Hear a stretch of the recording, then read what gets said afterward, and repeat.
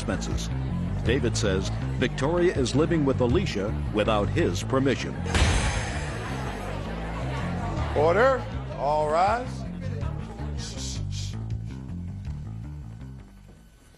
This is case number 503 on the calendar in the matter of James Cahoot versus Cahoot. Parties have been sworn in, Judge. You may be seated. Folks, have seats, please. Victoria, this is your father. Yes. Is that right? And Miss James, Victoria has been living in your house for the past 18 months? Yeah, 19 now, I think. Your lawsuit seeks support from Victoria's father for her over the last 18 months. The defendant says that his door has always been open to his daughter. She can come back and live with him whenever she wants to. And he provides for medical coverage for her. Some other things I assume that he's going to tell me, and he has no intention of paying you for support because his daughter should be living at his house. Is that right, sir? Yes, ma'am. Okay. Victoria, how old were you when you left home? 15 and a half, maybe 16. And where did you go? My friend Amanda's house in Grants Pass, and I lived there for about a month, and then I moved in with Perry. And I lived there for about 4 months, and then I moved in with Alicia James. Why did you leave home?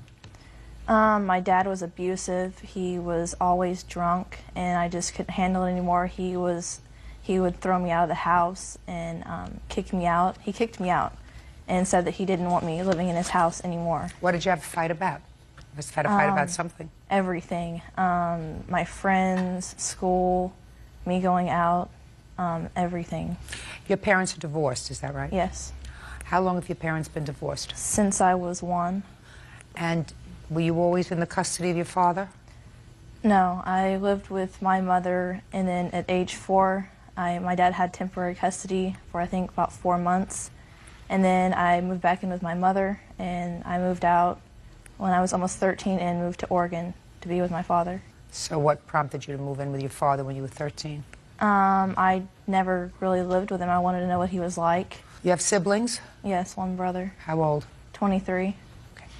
Now, when you left the first time and you went to your friend Amanda's house, did you stay in contact with your father? Yes. Is that correct? Yes, ma'am. You knew she was living with Amanda?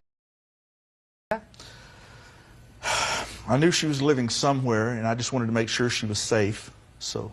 Did you know she was living with Amanda? Yes, ma'am. Okay. Did you take any steps to have your daughter return to your house, legal steps at that time? The answer is either yes or no. Yes. What did you do? I called the local police and had her listed as a runaway. No, that doesn't try to get her back. All Well, that does is cover you behind. When well, you try to get her back, you say, I want my daughter back. And you go to court, and you bring Amanda's parents to court, and you say, listen, you're interfering with my parental responsibility and my parental right to have my daughter living with me. I want this thing resolved. And reporting a child as a runaway when you know where she lives is ridiculous. All right, now the next place she went to the... Did you tell your father where you were when you were at the... You were there for 4 months. Yes. Now, Miss James, what prompted you to allow this young lady to come and move into your house? Perry had asked me if I could take the older 2, which would have been Vicki and Karen, with the younger 2, my daughter and his daughter, all take them shopping for school. And I said, yeah. So we took them all. I took them all. The girls got in an altercation, and Vicki could no longer stay with them. So I asked Vicki, I says, well, what are you going to do? She goes, I don't know. I don't have a place to go. And I says, well, you can't stay with me unless I talk to your father. So she agreed to that, and immediately, right then, after the altercation, and she found out she couldn't be there, I went over to Mr. Cahoot's house.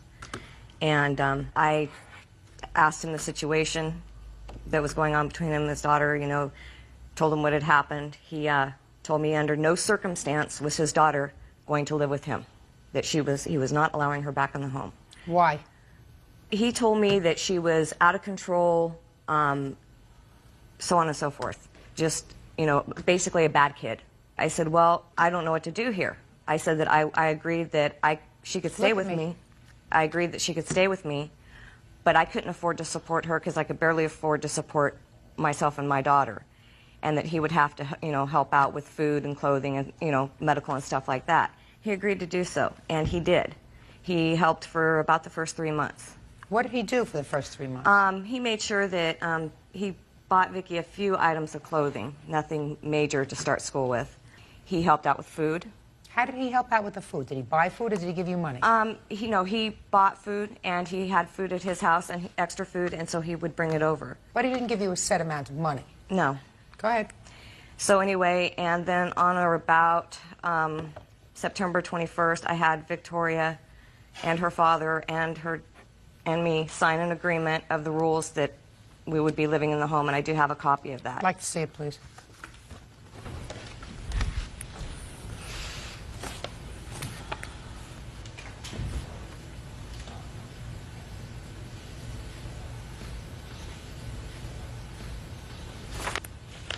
Would you show this to the defendant and ask him to look at it and tell me if that is his signature, which I have compared to the answer?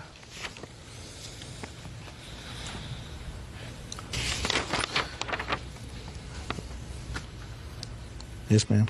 Okay. That is your signature witnessing, as witness to the agreement between these two ladies, the rules of the house. Yes, ma'am. And Vicky has been living with you ever since. Yes, the agreement, part of the other agreement was, Your Honor, that Victoria's grades would be kept up in school. Well, that's right here. C's are better. Yep. Have you been doing that? Here's a copy Yes, of I her had- grades and an honorable mention in our newspaper for this first quarter's. How was your daughter doing in school when she was living with you, sir? Not well. I sent her to another school, and she seems to have done better. I sent her to a lockdown adolescent. When did you do that? 2000. Well, evidently, that didn't work out either. It cost $28,000 to get her in there, and I did through all the therapies and everything I could with her. She was out of control. She was listed as a runaway more often than not. Well, something wasn't right, sir. But evidently, whatever it was that wasn't right is better now that she's living with the plaintiff. Judge Judy continues in a moment. She's finally learned her lessons and decided she can't be a thug that smokes, drinks, and stays out with the boys, have sex with the boys in my room, and leaves the evidence behind for me to clean up. Real cases, real people. Judge Judy. 18-year-old Victoria Cahoot says her father, David Cahoot, owes for the cost of her living expenses. David says Victoria should be living at home. Whatever it was, it seems to have been resolved with her living with the plaintiff. Have you seen a copy of your daughter's grades? Yes, I have, and that's just a recent thing, ma'am. Recent or not, it appears to me that living with the plaintiff seems to have resolved, at least temporarily and hopefully permanently, the problems that your daughter was having, at least scholastically. Wouldn't you say that that's true, sir? I would not say that living with her has caused all this to be the success. I think finally it's Victoria that has finally come around, and with all the school that cost me so much, she's finally learned her lessons and decided she can't be a thug that smokes, drinks, and stays out with the boys, have sex with the boys in my room, and leaves the evidence behind for me to clean up. Sir, usually when children act out very badly, they're trying to make a statement. Now, that's not to say that she should not be responsible for what she does. She is responsible. What I'm looking for you to do is to take responsibility for what you and your ex-wife have done to her. Because if you think that it's a normal arrangement for a child to live with one parent, then go to the other, go back to one parent, then go to the other, that is not a normal arrangement, sir. And I don't know whether, and I'm certainly not going to get into the fact with you or your daughter, because I think it's counterproductive as to whether what she says is true, that you have an alcohol abuse problem. No, ma'am, I do not. Well, I said I'm not getting into that, because just as I don't think it's productive for you to have brought up to me, now with your daughter here, the negatives of her past behavior, so too, sir, do I think that it would be stupid for me to explore whether she was right or wrong in saying that you had a substance abuse problem. Do you understand? And were abusive to her. Do you understand that? Yes, ma'am. Now, the only issue that I have to resolve in this case is whether your daughter was living with Mrs. James with your permission. Your answer says she was not living there with your permission, that your home was always open to her. Yes, ma'am. And therefore, you are not liable for her support.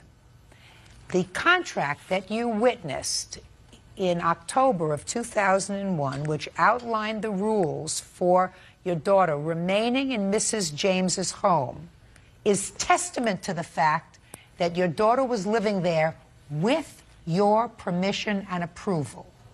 That being the case, sir, you are responsible for her support. Period. End of discussion. The only issue is how much. Put your hand down, madam. Do you get support for your daughter from her mother? No longer, ma'am. When did it stop? On her 18th birthday, Which was when? 18 February. So from the time she came to Mrs. James's home for the last 19 months, or 18 months, you were getting support from Vicky's mother for her. Is that right? Yes, ma'am. In what amount? $275 a month. What were you doing collecting support for her when she wasn't living with you? I maintain a home for her. No, sir. I'm already telling you. You permitted her to live with Mrs. James with your not only tacit approval, with your active approval in witnessing this agreement. You said, keep her. She's too much trouble for me.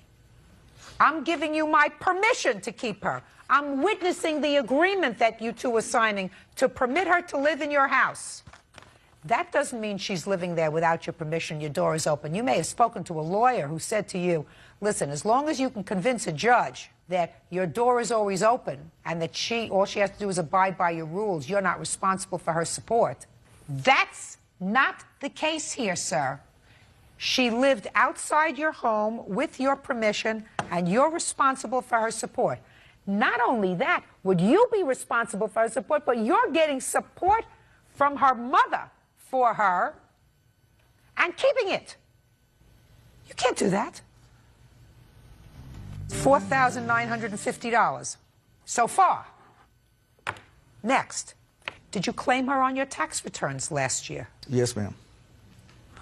She wasn't living with you for the full year. She was living with me 6 months. So you took advantage of her status as a minor child without any of the downside, which means that you kept her mother's money, the $275, you claimed her on your tax returns. You didn't do the right thing, sir. And I provided the medical for her, which is not inexpensive. Just a second. I provided medical, and I still How do. much? Just a second. How much does it cost you to provide medical coverage for your daughter? Because I'm a retired military officer, Yes. we get it for the entire family for $460 a quarter, which is full coverage. Just a second. $460 a quarter for the entire family. That's you and who else? Her.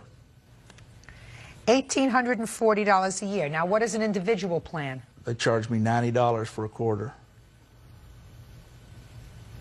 Show me.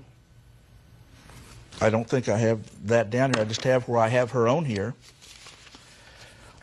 And I have my medical bills I spent during that time on her. Good. Because I did cover her. Good. The bills where I covered her, you would like to see them, ma'am? No. Did you spend more than $5,000? A year? No, ma'am. No.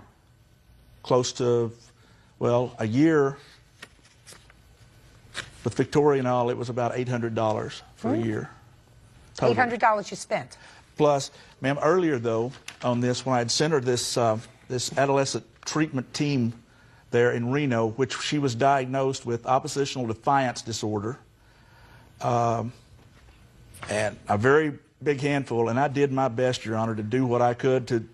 I went to family psychology meetings with her, and everything. She asked me to quit my job. I did. Listen to me, sir. What I'm saying to you is your daughter seems to be doing fine. And what I'm saying to you is we're talking about money. And so far, your ex-wife contributed to you almost $5,000 in support for your daughter who wasn't living with you. Now, let us assume that each of you have a 50% responsibility to support your child. That means you would pay $5,000 and your ex-wife would pay $5,000. And so far, you've told me that in a year, you spent $800 on your daughter, which, even if you had no obligation to pay support for her, which you do, still leaves $3,500 that you wound up in profit. Profit. From what your ex-wife sent to you for the support of your child that you didn't turn over to her. Judge Judy continues in a moment. Go ahead, I'm listening. I paid $200 a month to have someone pick Victoria up while I was working for the post office to take her into school every day, and I picked her up when I got off work in the middle of my night, so to speak, because I work nights at there. She requested that. She said, Dad, everything will be great if you quit your job. You're talking about when she was living with you? Yes, ma'am. I don't care when she was living with you. That's what you do. You're her parent. You do whatever you have to do. I'm talking about between you and a stranger. Did you pick her up, pay $200 a month for somebody else to pick her up from school when she was living with Mrs. James? She rides the bus. I'm asking you a question. No. I don't care what you spent on her. I don't care if you spent the last dime that you had in the bank. She's your child. That's what you're supposed to do. I'm talking about when she was living with Mrs. James. Anytime she called me and says, Dad, I need something, she got it. You took money designated for her by the courts and sent to you by her mother and used it for yourself, sir. That's what you did. That is not permissible. That goes to her. That's for her support, not to divert some of your own expenses. Ma'am, I was attempting to be a parent, and Miss James was not allowing me to be a parent. Then what were you doing signing this document? I was trying to make my child safe. If she's going to run around, I at least want to know where she's at, with whom she's with. Then you know, then she's there with your permission. She still has a bedroom there and a bed in there to go Let me into explain it? something to you. You can't double talk me, sir. No, ma'am, it's the You truth. can't. No, you're double talking me. You went there. You understood where your daughter was living. It has been a good arrangement for your daughter. Clearly, it has been a good arrangement for her. And your responsibility as a parent is to see to it that your daughter is supported. Now, I'm not even getting into what your individual responsibility would be for her support. But minimally, the money that her mother sent to you, court-ordered for support, should have gone to Mrs. James. And I'm not belaboring the point, and that's $4,590, sir.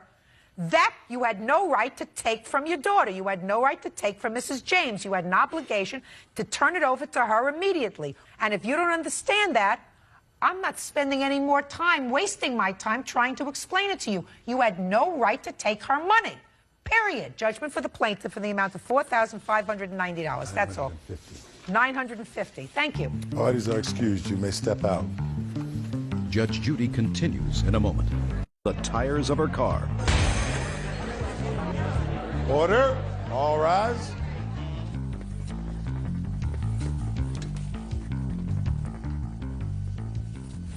Now this is case number 545 on the calendar in the matter of Flick versus Flick. Parties have been sworn in, Judge. You may be seated. Gentlemen, have seats. Mrs. Flick, the defendant is your soon-to-be former daughter-in-law. Yes. Currently married to your son, but I assume that you're in the process of divorcing. Is that right? Yes. It is your claim that she owes you money for two things. First, some hockey tickets that you paid for that were never delivered. And second, some slashed tires in a car that your son was driving and that you claim the defendant vandalized on two separate occasions. How long have they been married? They've been married since August 13th of 2002. When did you give her the money for these tickets, these hockey tickets, and why? In October, they went to a Minnesota Wild, Detroit Red Wings hockey game, and my son is a Detroit Red Wings fan. My son's birthday was in March. He said he wanted to go back. Michaela has had an arrangement with her employer where he would buy hockey tickets and give them to her at cost. These were extremely good seats, but they were still $70 a piece. I agreed because it's my son's birthday to purchase 6 tickets. Just a second. You agreed with whom? Michaela. And you said 6 tickets? 6 tickets. And who was supposed to go? Michaela and David, my son David. Which is David? Raise your hand, David. Okay. Myself and a friend of mine, my son Neil and his girlfriend. Okay. So, did you send Michaela a check? Yes. Do you have a copy of that check? I have a check. It's not made out to her. She asked, because the money was going to be deducted from her paycheck, that was money she needed to pay rent. She asked me to make it out to the place she was living at the time. Is that right so far? Yes.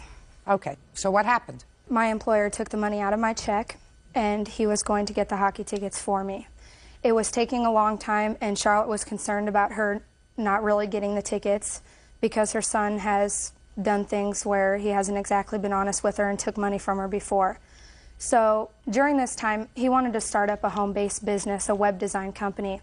And so December 8th, we went out to Walmart.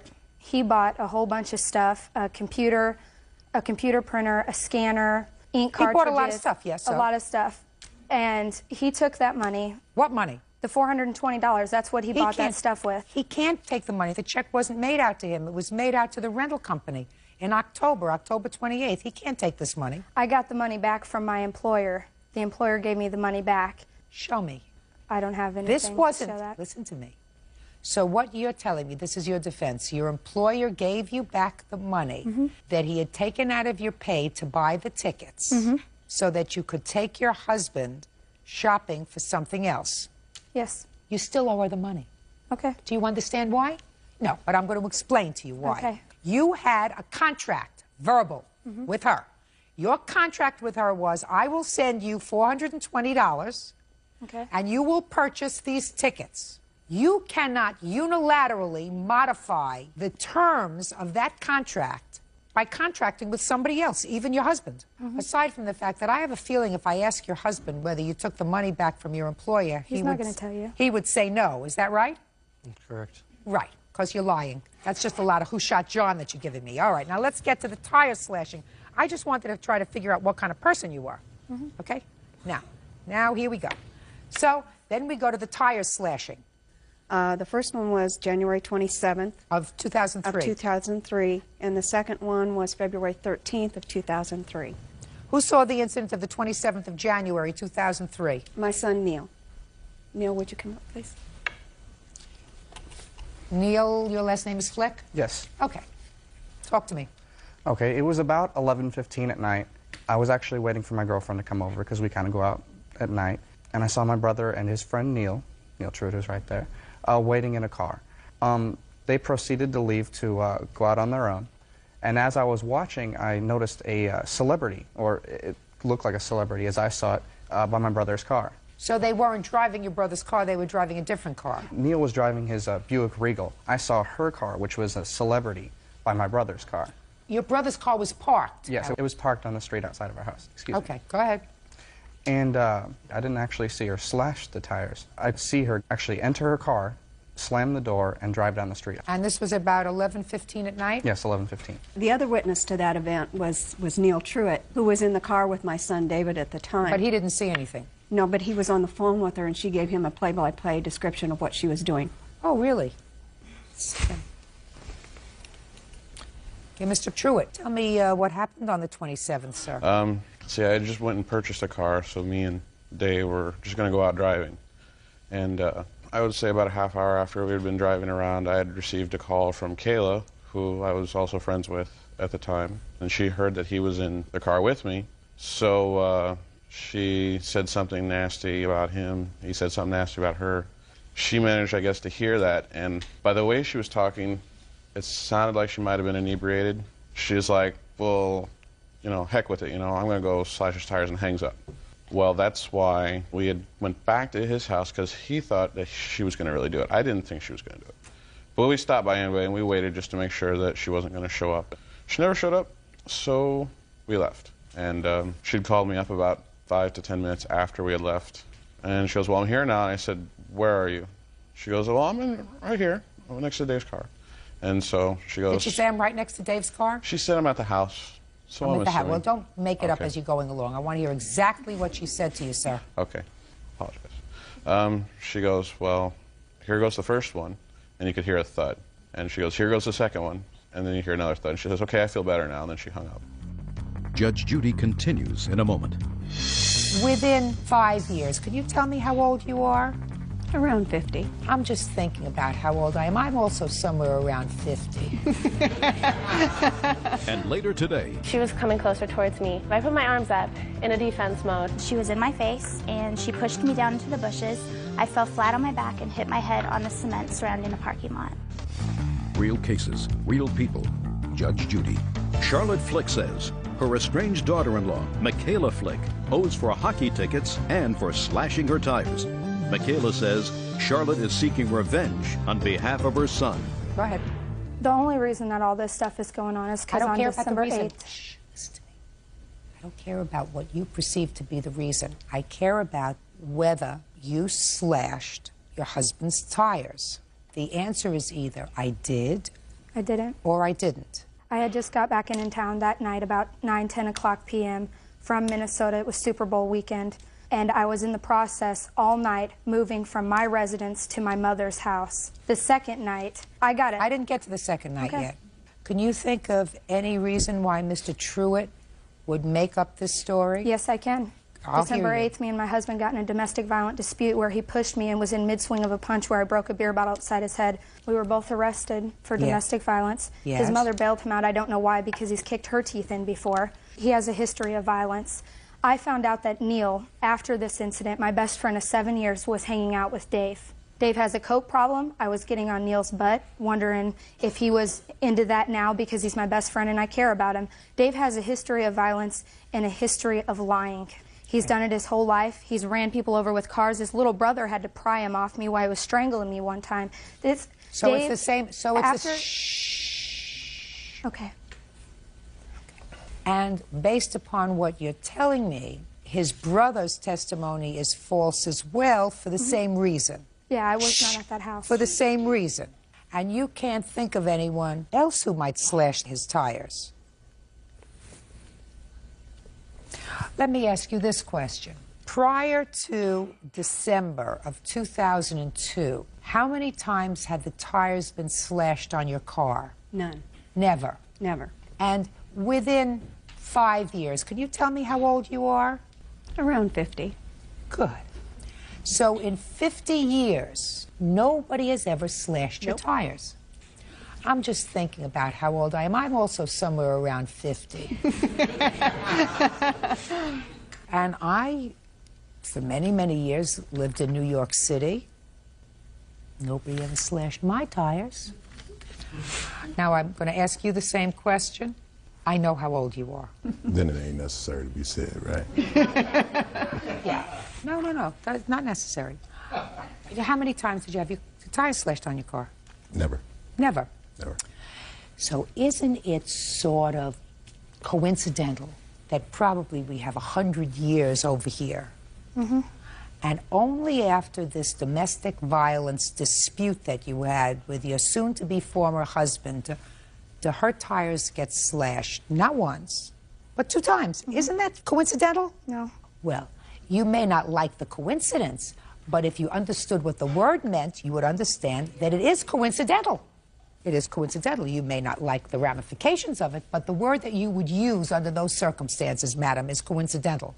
Let me hear about February 13th, please. February 13th, which we kind of expected something to happen. That would have been their 6-month anniversary. David went out and got into his car and found out that his tires were slashed at that time. About 5 minutes later, he got a phone call from Michaela. Well, then I don't want you to tell me about that. He will have to tell me about that. Stand up. Go ahead. I went out to my car after I was hanging out with a couple of my friends that night, and I got in my car, drove about half a block before both my tires went flat. And I got back home, called the police, and after maybe about 20, 25 minutes, she called and just tried to make small talk to basically get me riled up, I would assume. But she didn't say anything about your tires. She didn't say anything about the tires, but... Okay, fine. Get over it. Okay. Get over it. You're supposed to act like grown-up, Miss Flick. Mm-hmm. How old are you? 21. This is your first marriage? Yes. You don't celebrate your 6-month anniversary with your soon-to-be ex-husband by slashing I was his in tires. the bar all night Right. with my brother, who's right here. Was she there, as she said? Yes. Right. Sure she was. Judgment for the plaintiff in the amount of $621.24. That's all. Goodbye. Parties are excused. You may step out. Michaela has a history of probably 20 destruction of properties. No, I have 2 destruction of properties, and they're not slashing tires, they're breaking out windows. Even at the last statement that the defendant made that this was her brother, that would probably be news to her mother or her father because it's not her brother. She's my adopted sister. If she doesn't want to believe that, then that's her problem. I think the judge is right when she says she needs to grow up. And now the next case.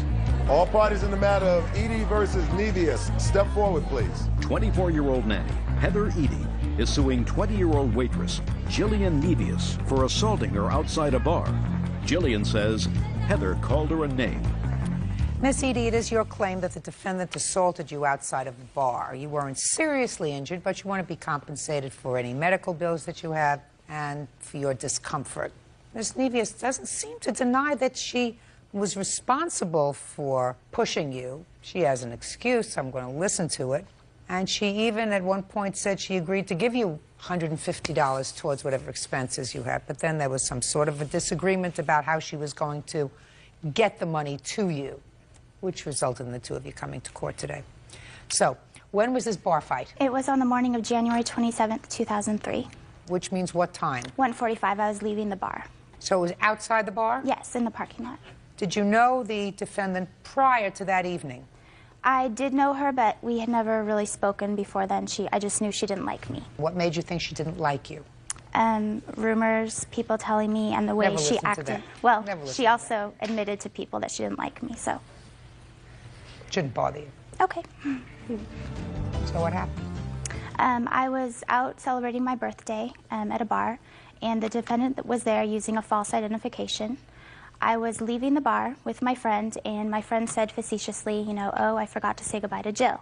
And I answered back with a derogatory name about the defendant, not knowing... Why did you do that? Like I said, I had heard all the things that she said about me. She had heard things about me. So you called her a nasty name? Yes, I did. And? And then I turned around, and she was in my face, and she pushed me down into the bushes. I fell flat on my back. So she was around you when you called her a nasty name? I did not know that, though. I was walking out of the door, and she was behind me. And I was talking to my friend at the time. At some point, you turned around? Yes, I did. Well, what caused you to turn around? Her yelling my friend's name. And? And she pushed me down into the bushes. I fell flat on my back and hit my head on the cement surrounding the parking lot. Okay, and that's the assault that you're talking about? Yes, it is. You have a report? I did not do a police report. I was going to, but we came up with a settlement outside of not using it, and because she was in the bar illegally, underage, I didn't feel that she needed any more trouble. So I didn't do a police report. Okay. So she agreed to give you $150, correct? Yes, ma'am. All right. You want to tell me, is anything different about that evening from what she's already told me? Yes, Your Honor. Stop laughing. It's not funny. Oh, I'm sorry. I'm not laughing. I do want to state my case. On the day it happened, the witness, which did not show up, Danielle, she was our friend, a mutual friend that I've been friends with for about 2 years. Since they started hanging out, she kind of stopped talking to me. They were going to leave, and this is a place that I've gone to with all my work friends, you know, every Sunday for karaoke for probably a good 3 months. I had never been carded there. I know. Okay. So, anyways, I went to go talk to my friend. Let's get to 1:45 in the morning. Okay. So everybody was leaving. The 2 of them were leaving. They had said goodbye to everybody except for me. And this was the second time that it had happened. And, you know, as a good friend of mine, I wanted to know. I wanted to get to the bottom of why she wasn't talking to me anymore. So I went out the door to go talk to her. Heather was standing behind her. And I go, hey, Danielle, can I talk to you? And as soon as I walked through the door, she had called me the name. And so I was like, hey, whoa, what, you know, I felt very, you know, I was like, wait a second. I just want to talk to my friend. I want to get to the bottom of it. Me and Heather have known each other. We have been cordial with each other. We've never been friends. But as soon as she called me that, I felt very threatened. And she had been drinking a lot. It was her birthday. We were celebrating. And when it happened, when she called me the name, I put my arms up in a defense mode. And then she was coming closer towards me. And so I did push her because I felt threatened. She was in my personal space. Okay, so you pushed her and she fell? Yes, ma'am. And you agreed to pay her $150? I did, after I had asked to see some kind of documentation that she had gone to the doctor. That's something that we verbally had stated. I did sign a letter to her because I'm the kind of person that... I don't care what kind of person you are. Okay. Did she agree to pay you if you went to the doctor? She agreed to pay me so I could go to the doctor. That was what the agreement was for. Okay. And I have the letter right here. Can I see it? Yes. Your Honor, may I speak? I want to look at the letter first, Okay. then you can speak.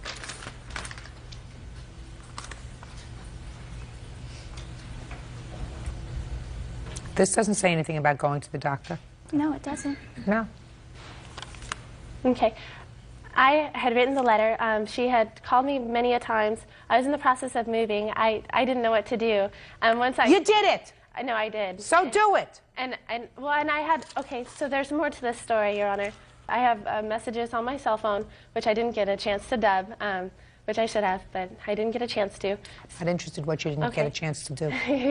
The night that I was supposed to pay her, at the bar that night, her boyfriend did come in and threaten me, and that is why my witness is here. He's been through the whole thing. He was there the time it happened, after it happened, and she fell. I told her that she was faking because the way she fell, Your Honor, I mean, it was...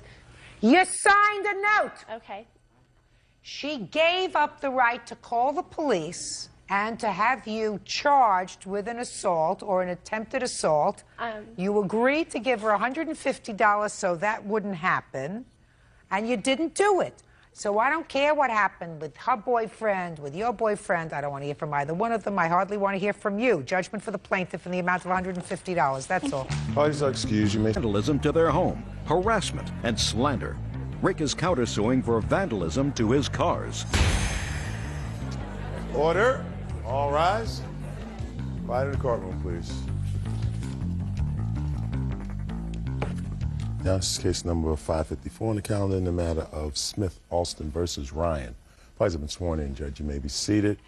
You folks have seats, please. Miss Alston, according to what I've read, you and Mr. Smith moved into a house. Yes.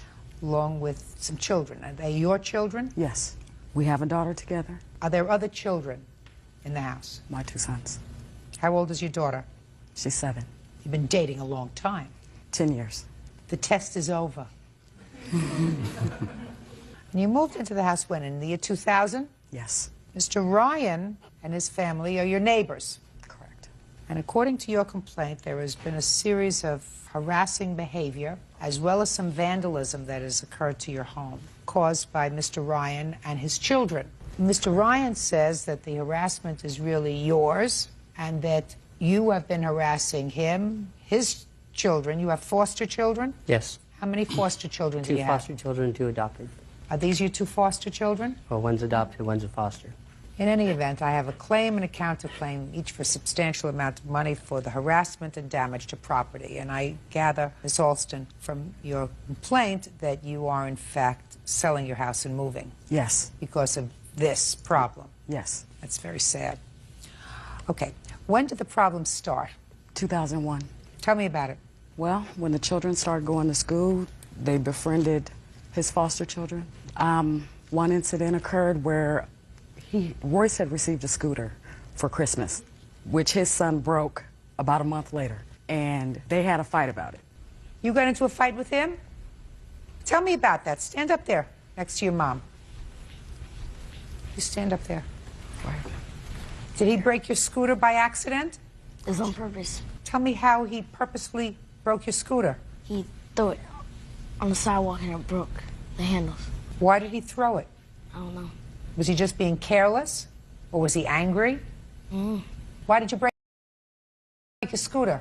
It was an accident. I was just swinging it around and then it slipped out of my Slowly. hand. It was an accident because? I was swinging it around and then it slipped out of my hands. You were swinging it around. Well, that wasn't handling it like you're supposed to handle a scooter, so you broke it because you weren't being careful, right? Did you pay for the scooter? Why not? I knew nothing about it. If you had known about it, would you have paid for the scooter? Sure. How come you didn't tell him? We did. Tell me about it. After the fight occurred, the police were called. No. The scooter was broken. Right. Right after the scooter was broken, did you tell Mr. Ryan what had happened? No, because not even I knew about it until after the fight. How much after the scooter was broken did the fight take place? Probably 2 or 3 days. Okay, so then there's a fight. Go ahead. After the fight, the police were called. The police came to my house. That's when Royce had then told me that his older brother, Anthony, had broke his scooter. Older brother Anthony? His older brother was the one who broke the scooter. So you didn't break the scooter? Did Anthony break the scooter?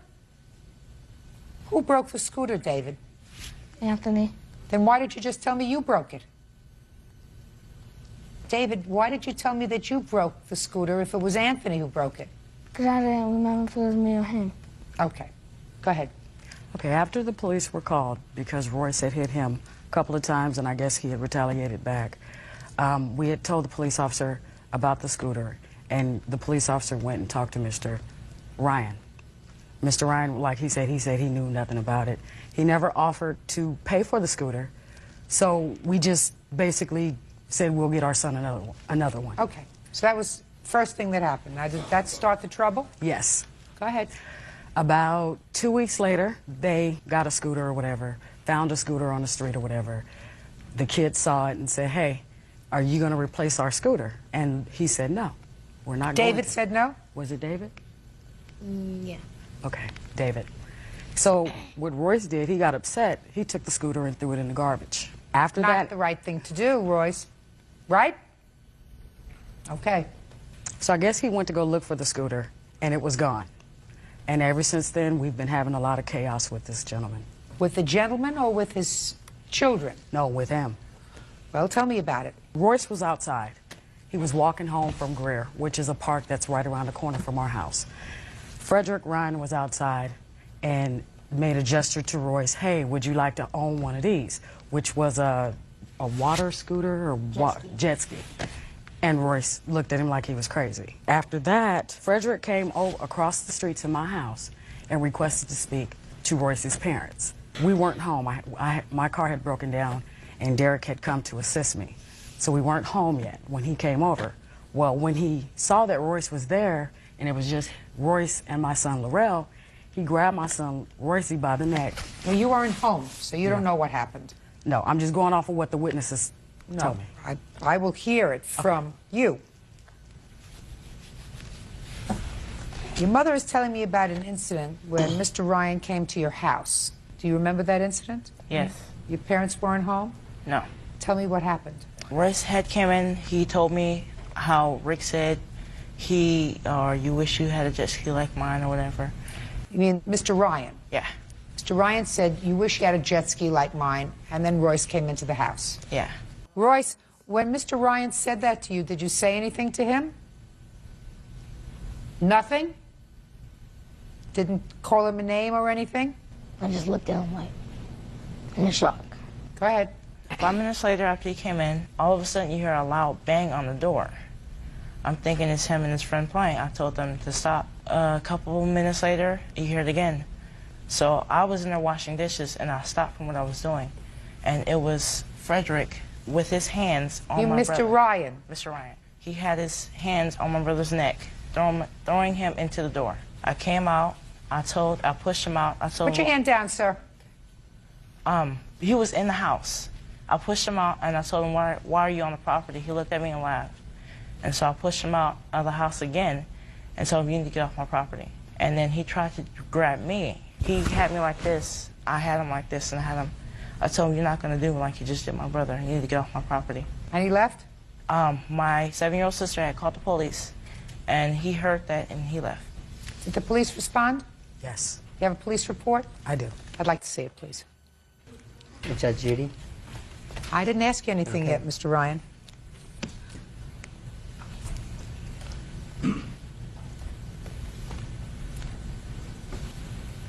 Well, Royce, you left something out of your statement to me. You told the police that day that when Mr. Ryan asked you if you'd like to have a jet ski, and you thought he was teasing you, right? Right? You flipped him off. That's what you told the police. Right? Answer me. Yes. Now, is that true? Yes. Well, don't leave anything out when I ask you a question, young man. This is a court. Do you understand that? Yes. Judge Judy continues in a moment. I'm going to tell the state of California that they better look very carefully into whether or not you should have him in your house with all your children, madam. Something's not right with him. I don't think this is fair. I don't give a rat's behind what you think. Real cases, real people. Judge Judy. Charlotte Alston says neighbor Rick Ryan assaulted her 9-year-old son. She claims Rick has harassed her family ever since. Now let's proceed, Mr. Ryan. Okay. You've been having a lot of trouble with this young man because you say that there has been bad language coming out. A lot of it. Okay. I got tired of it. Fine. So you got tired of it. I want you to tell me what happened on October 18th. I was going to the store, I believe, or I was just coming home. I'm not sure exactly which. And he's out in the street, cussing, swearing, foul language, give me the finger and all this. That's not true, what you just told me. That's not true, because it's not what you told the police. You told the police this all emanated from the fact that he was calling your daughter names. I didn't know. It had nothing to do with my daughter that day. Really? My daughter was not home. Statement by Frederick Ryans. That's you. Is that correct? Yes. I was in the house when my daughter came inside and told me Royce was calling her names. That's the statement you gave to the police. Okay. Now you remember, sir? That's possible. There's been so many instances. Listen to me carefully, sir. Okay. Then you say I don't remember. You don't lie. Do you understand? I didn't really think Good. that's what it was. It's a lie. Okay. Fine. So now let's get to where we're going. So your daughter came in and told you that this young man was calling her names. What did you do? I went over to the house to talk to the parents. How did you get there? With my van. How far do you live? Right across the street. Then you got in your van.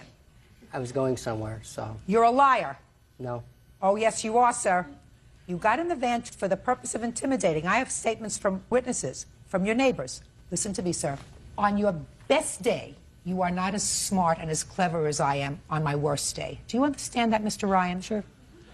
If you don't remember something, say, I don't remember. I'm going to read you another statement.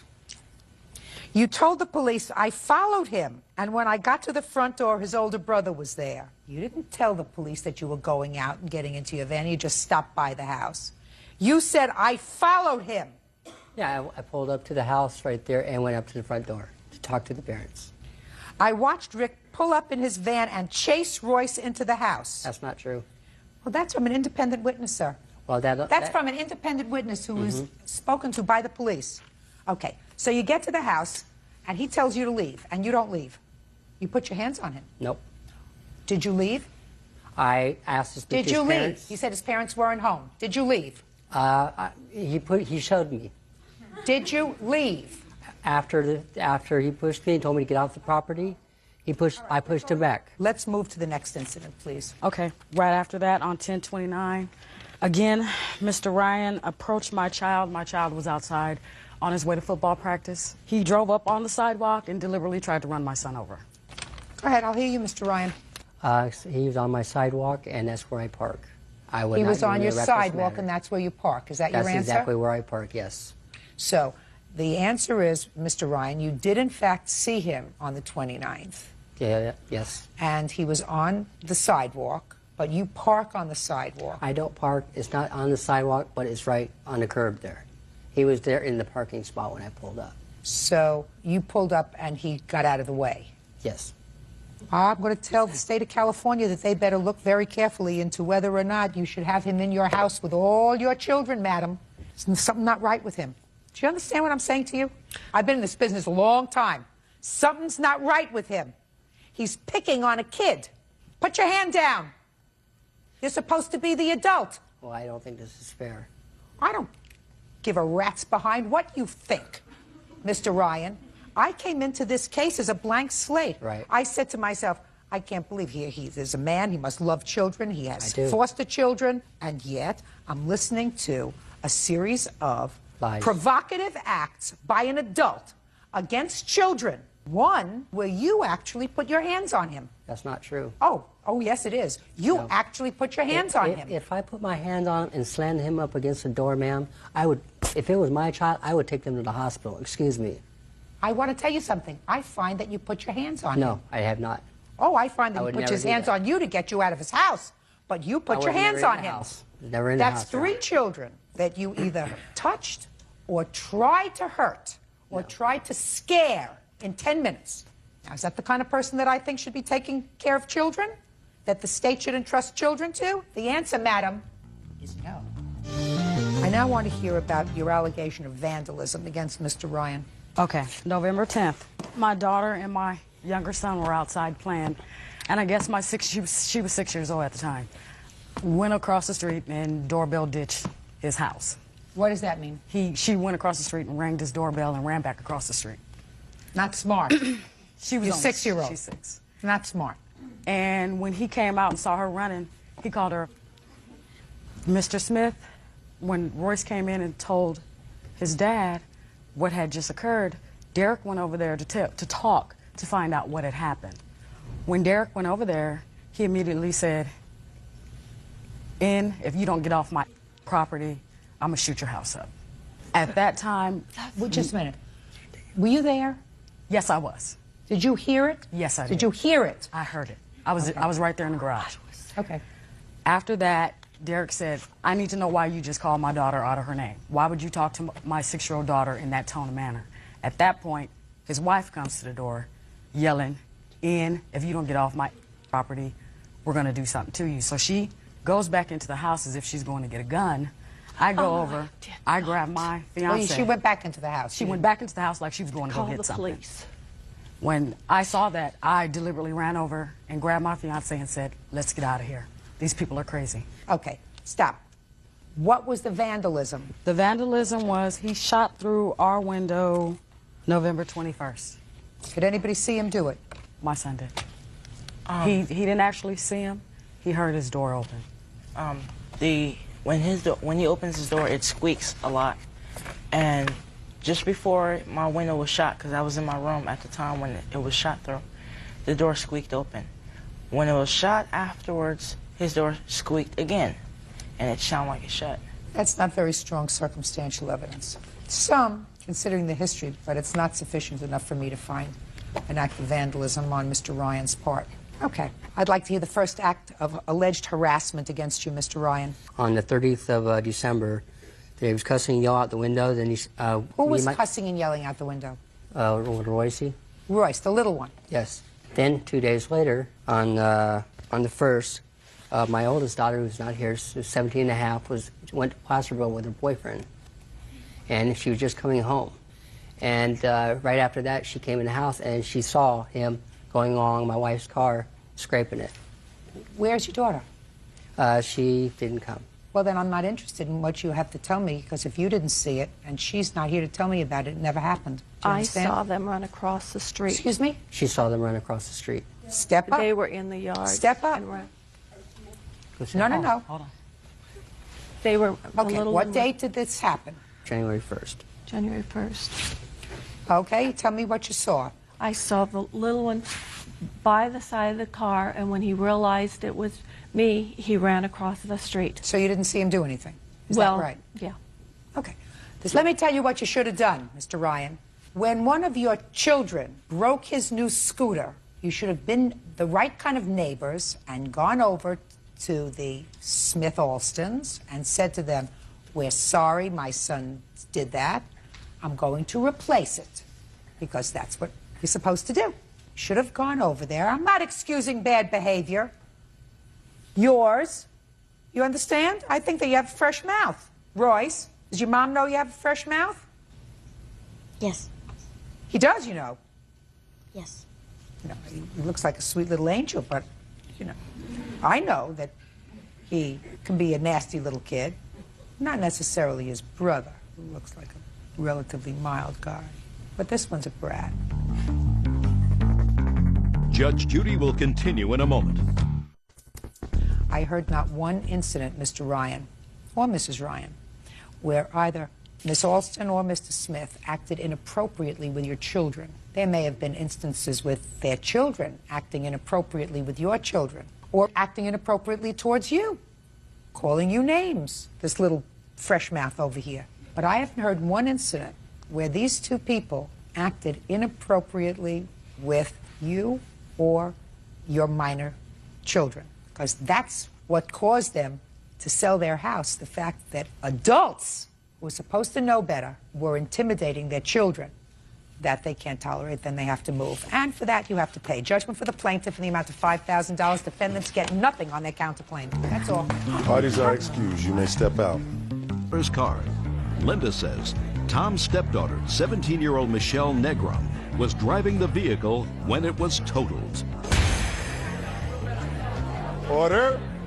All rise.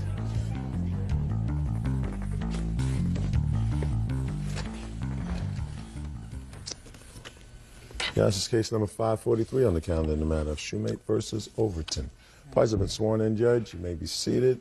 Ladies, have seats. What's your daughter's name, the one who's in the car with the defendant's stepdaughter? My daughter's name is Vanessa. Vanessa, could you step up with your mother? Where's your stepdaughter, sir? Here. Step up here. What's your first name? Michelle. You want Mr. Overton to be responsible for your car that your daughter was using. I assume because she's a minor, it's registered in your name? Because the defendant's stepdaughter was driving the car. You say she exercised undue influence over your daughter. She's older. To force her to let her drive the car. The car was totaled.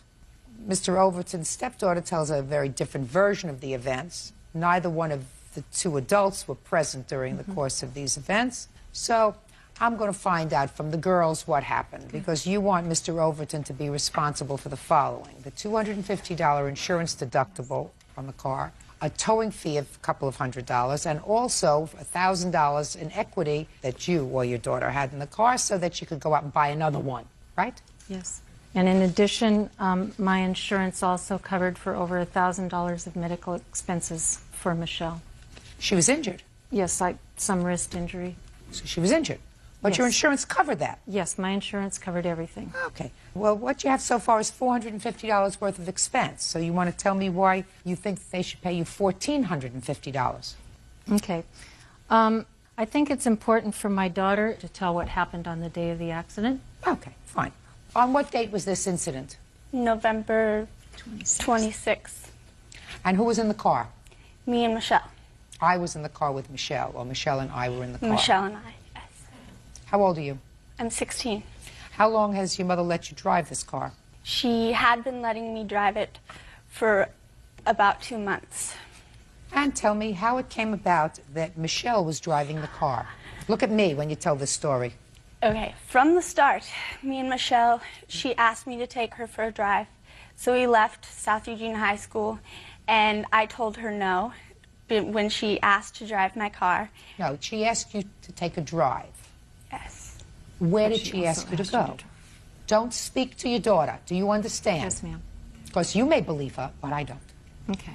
I don't believe her. I'll tell you right now, I'm not going to believe everything that she tells me, because if it doesn't make sense, I don't believe it. You're her mother. You want to believe her. Go ahead. Okay, so we left. You're in school. You're in class. I didn't have class that period. Where did you meet Michelle? I saw her in the hallways. And said hello? Yes. She said hello? Yes. What was the next thing that was said? To tell you the truth, I don't remember. Good. How did you get into the car? I remember her asking to drive, and I told her no. Where were you when she asked you to drive? She asked me repeatedly to drive my car. I don't care. You're not answering my question, madam. You're in school, and somehow you got to the car. I'm not interested in where you want to go with my questions. I'm interested in where I want to go with my questions. Do you understand? I understand. So you're in school. How did you get to the car? We walked to the car. Why? Because we went for a drive. Now, when you say we went for a drive, you were driving. I was driving. Good. Where were you going? We were just driving. So you were taking a ride? Yes. Had you ever driven in the car with her before? Yes, I have. Had she ever asked you to drive your car before? Yes, I have. Shh. I mean, Yes, she has. And did you ever let her drive your car before? No, I did not. Did it make you uncomfortable when she asked you to drive the car? No, it did not, but I did not want her to drive my car. You answer my questions. Prior to November 26th, she had been in your car and she had asked you to drive the car before. Yes. Often? Yes. And did it make you uncomfortable when she asked you to drive the car? Yes, because she... Then why did you let her get into the car on November 26th? Because we were friends. Don't put your hand up. Okay. Do you understand where I'm going? Yes, ma'am. Where I'm going is, if somebody asks you to do the wrong thing, which is, I want to drive your car, and you're not supposed to let anybody else drive your car, then you don't put yourself into that position by letting them get into your car. so that they can ask, can I drive it again? Can I drive it again? Can I drive it again? Do you understand? Yes, I do. Good. You're okay. right. Right. So there we have fault, blame. Judge Judy continues in a moment. Make sure that you don't give me any of this baloney story about her fainting. Do you understand? Yes, ma'am. Do you understand, Mr. Overton? Mm-hmm. That was a lot of what? Oh. Right! And later today, Let's not be foolish here, because I'm not stupid, and I would expect you to think that I think that you're stupid. So giving you ownership of the car would make him an idiot. You're not an idiot, are you? real cases, real people. Judge Judy. 16-year-old Vanessa Shoemate says former friend 17-year-old Michelle Negron totaled her car. Michelle says she had Vanessa's permission to drive. So now you're in the car, and she asks you again, can I drive the car? Yes. And you said? I said no. So what happened? I pulled over on the side of the street after we were driving for a bit, and I told her she could drive because she had asked me repeated times while we were driving on that trip. So finally you gave her permission to drive the car. I did. And she crashed it, right? Yes. Okay. Your version. We were leaving. Make sure that you don't give me any of this baloney story about her fainting that you put in here, okay? I don't want to hear any baloney story about her fainting, and she asked you to drive the car for 3 blocks. Do you understand? Yes, ma'am. Good. We were leaving school. We were actually going to get something to eat. And we got to the store. She went in and got something to eat. She came back out. And I did ask her to drive. She said no. And then I asked her again, and then she said yes. Fine. You see how simple it was when we got rid of that fainting baloney that you told your stepfather? Do you understand, Mr. Overton? Mm-hmm. Okay? Because I know you wrote in your answer that she was going to faint, and my daughter didn't want her to faint, so she said she would drive. Do you understand? Mm-hmm. That was a lot of what? Oh. Right! Correct. So, your daughter insisted, didn't insist, asked once, asked twice.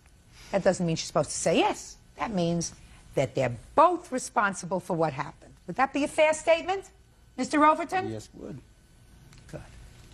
So, you feel that you should be responsible for half of those expenses? Yes, ma'am. So? Your Honor, I would like to ask our witness, Stephanie, to come forward because she has a pretty important piece of information. Sure. Stephanie, step up. Stephanie, what do you want to tell me? Just about an incident prior to the accident. Go ahead. Vanessa, Shelley, and I were on our free period, and we were going to go get food. So we go to Vanessa's car, and Vanessa forgot something in her locker. So she went back to go get it, and Shelley asked before she left, can I drive your car? And Vanessa said no. But then Shelley gets into the driver's seat, and Shelley turned on the car, and I asked her, do you have your license? And she said yes. And Your Honor, that's not true. Go ahead. She backed up the car, drove forward a little bit, right in front of Vanessa when she was coming back from her locker. So, I mean, what are you trying to tell me? I don't understand. This is a whole big story that I don't understand. What are you trying to tell me? That she drove her car prior to the incident before the accident. Like, she had asked to drive her car and had been nagging on her. And That's what you want to tell me. She asked and she nagged. Listen to me. Where do you live? Eugene. Okay. Are there any bridges in Eugene, Oregon? Maybe one. Is there a bridge there? Yeah. Yes. Okay. Shelley says to Vanessa, I want you to stand on top of the bridge and I want you to see if you can dive down, right? I want you to see if you can dive down and come up. Oh, no, I'm not going to do that. But I want you to see. I want to just see if you can float, if you can dive down here and you can float. I don't want to do that. Oh, please, won't you do that? Okay. You don't do something you're not supposed to do because you're nagged. You say it's because she's older? No, her statement was that my daughter had gone to her locker and said, don't drive my car. Michelle got into the driver's seat when my daughter wasn't present and drove her car. Is that when there was an accident? No. No, but of course not. It indicated that Michelle was willing to do something that wasn't right when she knew she didn't have a license, when she had been asked to not drive. Your daughter did the wrong thing. I know that, Your Honor. And Fine. your daughter So what I'm saying to you is she gave her permission to drive the car. It would be no different from your daughter giving a 6-year-old permission to get behind the wheel of your car. Do you understand? Yes, I do. It's no different from giving another minor. She stands in your place when she's driving your car. You are the car owner. You are the owner of that weapon. Right, so a weapon is an automobile in the hands of someone who is inappropriately skilled to drive it. You have the choice. You have given that weapon to your 16-year-old daughter, and you are responsible for the misjudgments of your 16-year-old daughter. So if you can't rely on your daughter not to exercise perfect judgment, you have to accept the consequences. Because but for your actions, Mr. Overton wouldn't be here. You got to follow that logic. That has to be crystal clear to you. Mrs. Shoemate, you exercise judgment by giving your daughter permission to have that car. And but for that fact, we all wouldn't be here today, and she wouldn't have gotten injured. He could turn around and sue you for the injuries that his daughter sustained because you exercised bad judgment in giving your daughter permission to have a car when she didn't know how to say no. So you should be grateful that I find that he, because I'm hoping that he will force her to do the right thing, is responsible for half of the $450, not the $1,000 that you want in addition to that, but half of the $450 that you had in out-of-pocket expenses. Judgment for the plaintiff in the amount of $225. That's it. Goodbye. Parties are excused. You may step out.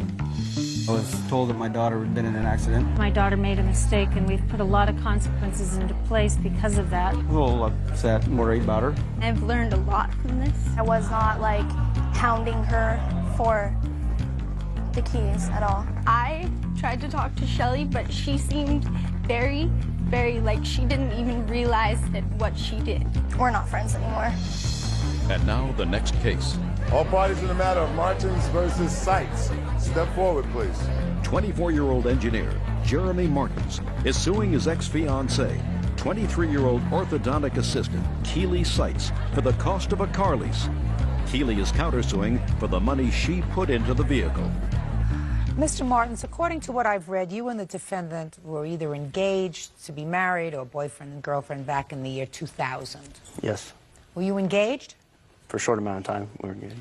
And during that brief period of time, you decided to lease a car for her, and she didn't have sufficient credit, so the lease was in your name. That's correct. But it was clear the arrangement was that this was her car, and she would be making the payments on the lease. Is that right, Ms. Seitz? Your Honor, we did lease the car together, and he told me on several occasions that I had terrible credit, but to come to find out that I have not.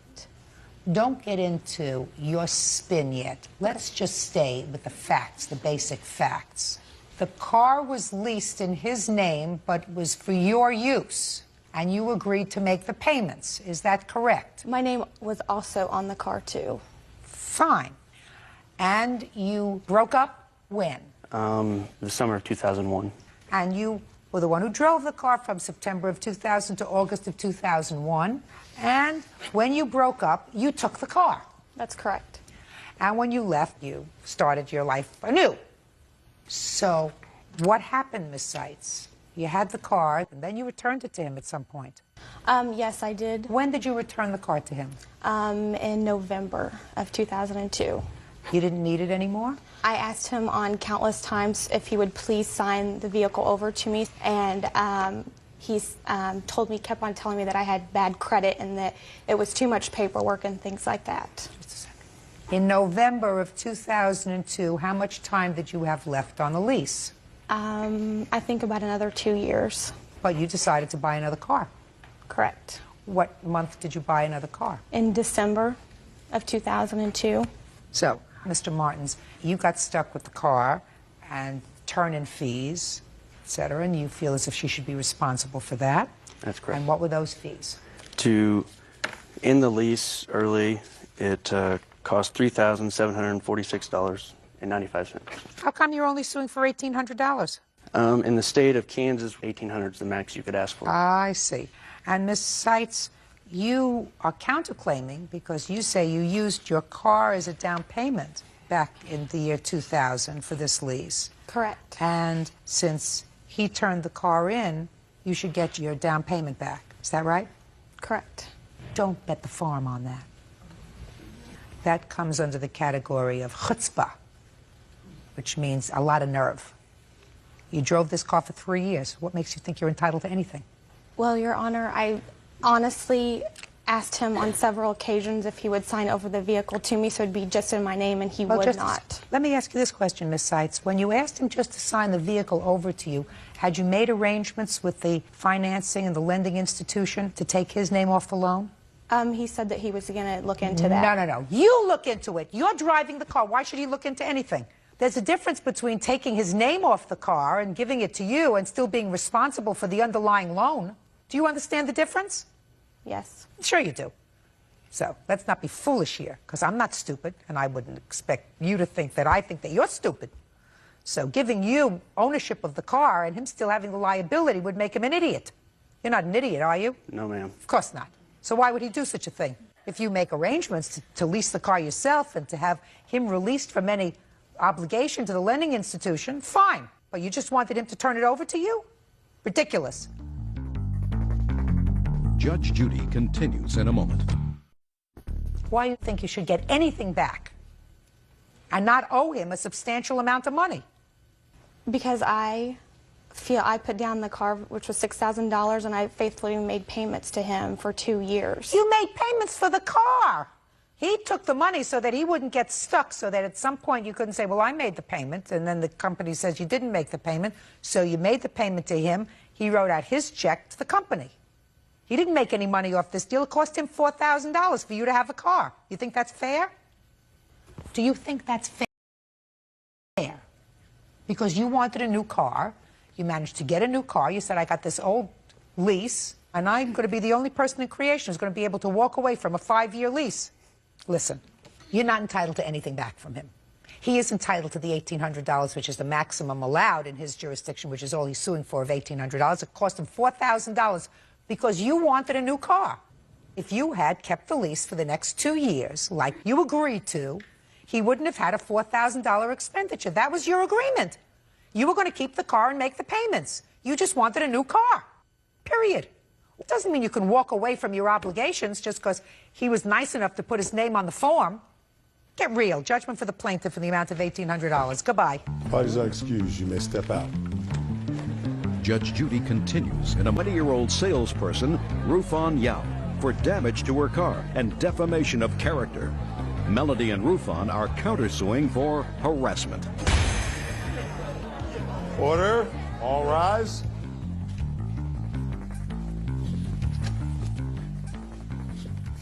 Yeah, this is case number 540 on the calendar in the matter of Lewis versus Yao Mangrobang.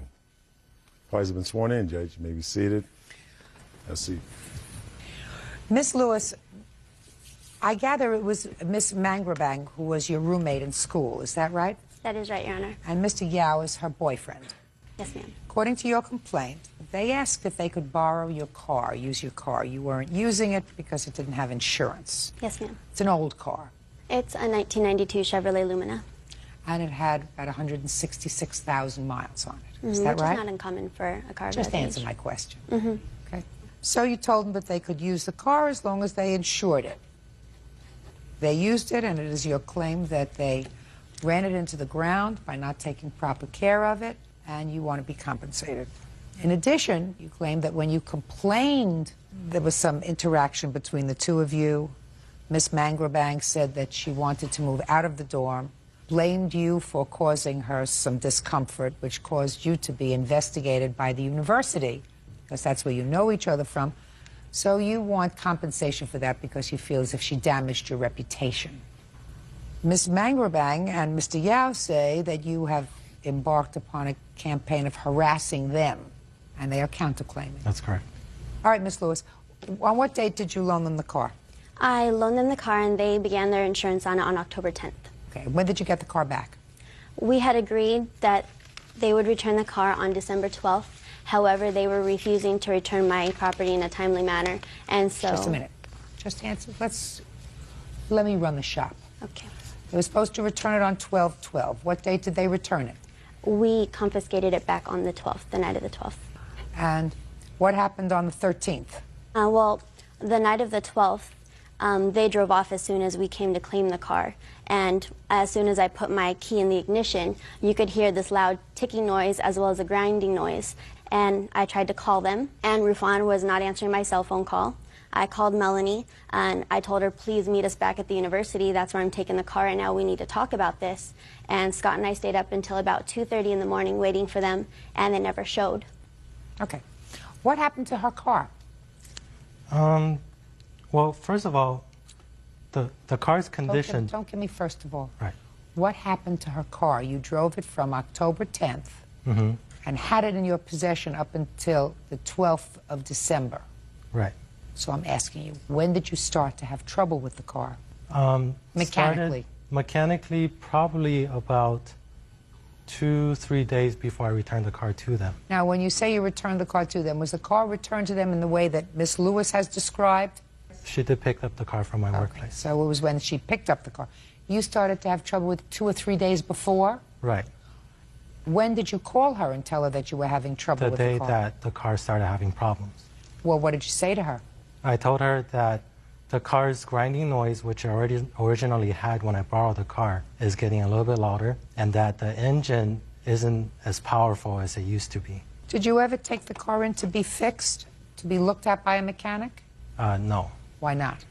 At the time, I didn't have the time to go in because I worked every day. Well, that's your responsibility, though. If you borrow somebody's property, you're supposed to take good care of it. If it starts to have a noise that it didn't have before, or the noise starts to get worse, then you're supposed to take the car in and be responsible with it. Take it to a mechanic. Because the car already had the noise and the grinding sound, so that I figured it was the original problem. It was getting a little bit worse. And I used to have a car that sort of had a similar problem, and it was easily fixed, so I figured it was the same problem. I could have taken it over the weekend. That's a nice excuse. Sir, what I'm telling you is, you borrowed this car, it was an old car, it had problems. There's no question about it that the car probably made a whole bunch of noises.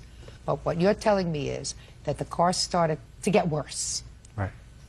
And what you did was continue to drive it, hearing the noise getting a little bit louder and a little bit louder and a little bit louder, and you knew you had to return it back on December 12th anyway, so you didn't take it in to have it fixed, and that's irresponsible.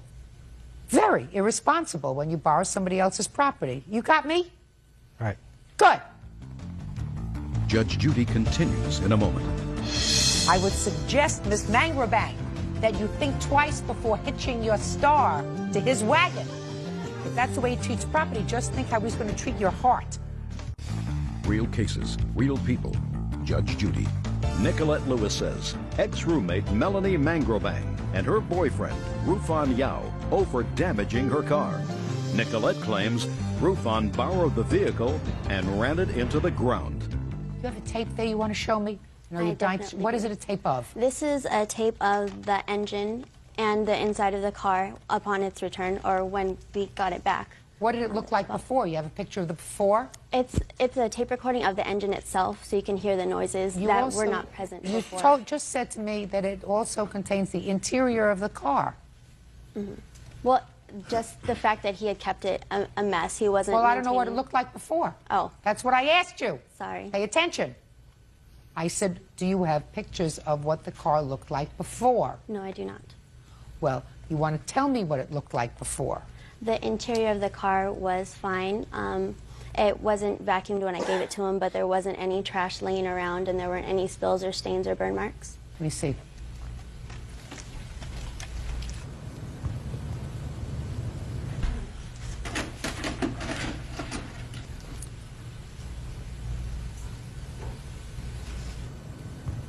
Just showing his general maintenance of the interior of the car. This is actually how we received the car back.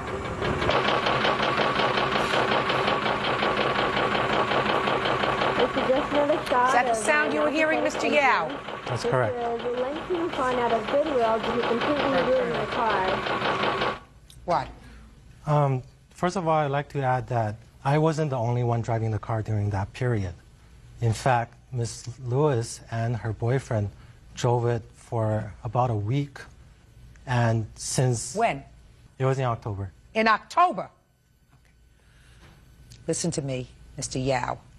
You did not get the car making that noise because you wouldn't have taken a car that was making that noise.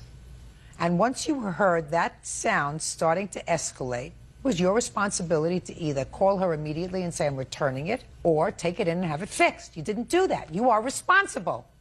Now, you want to tell me about the rest of your lawsuit with regard to bad name being bantied about the dormitory?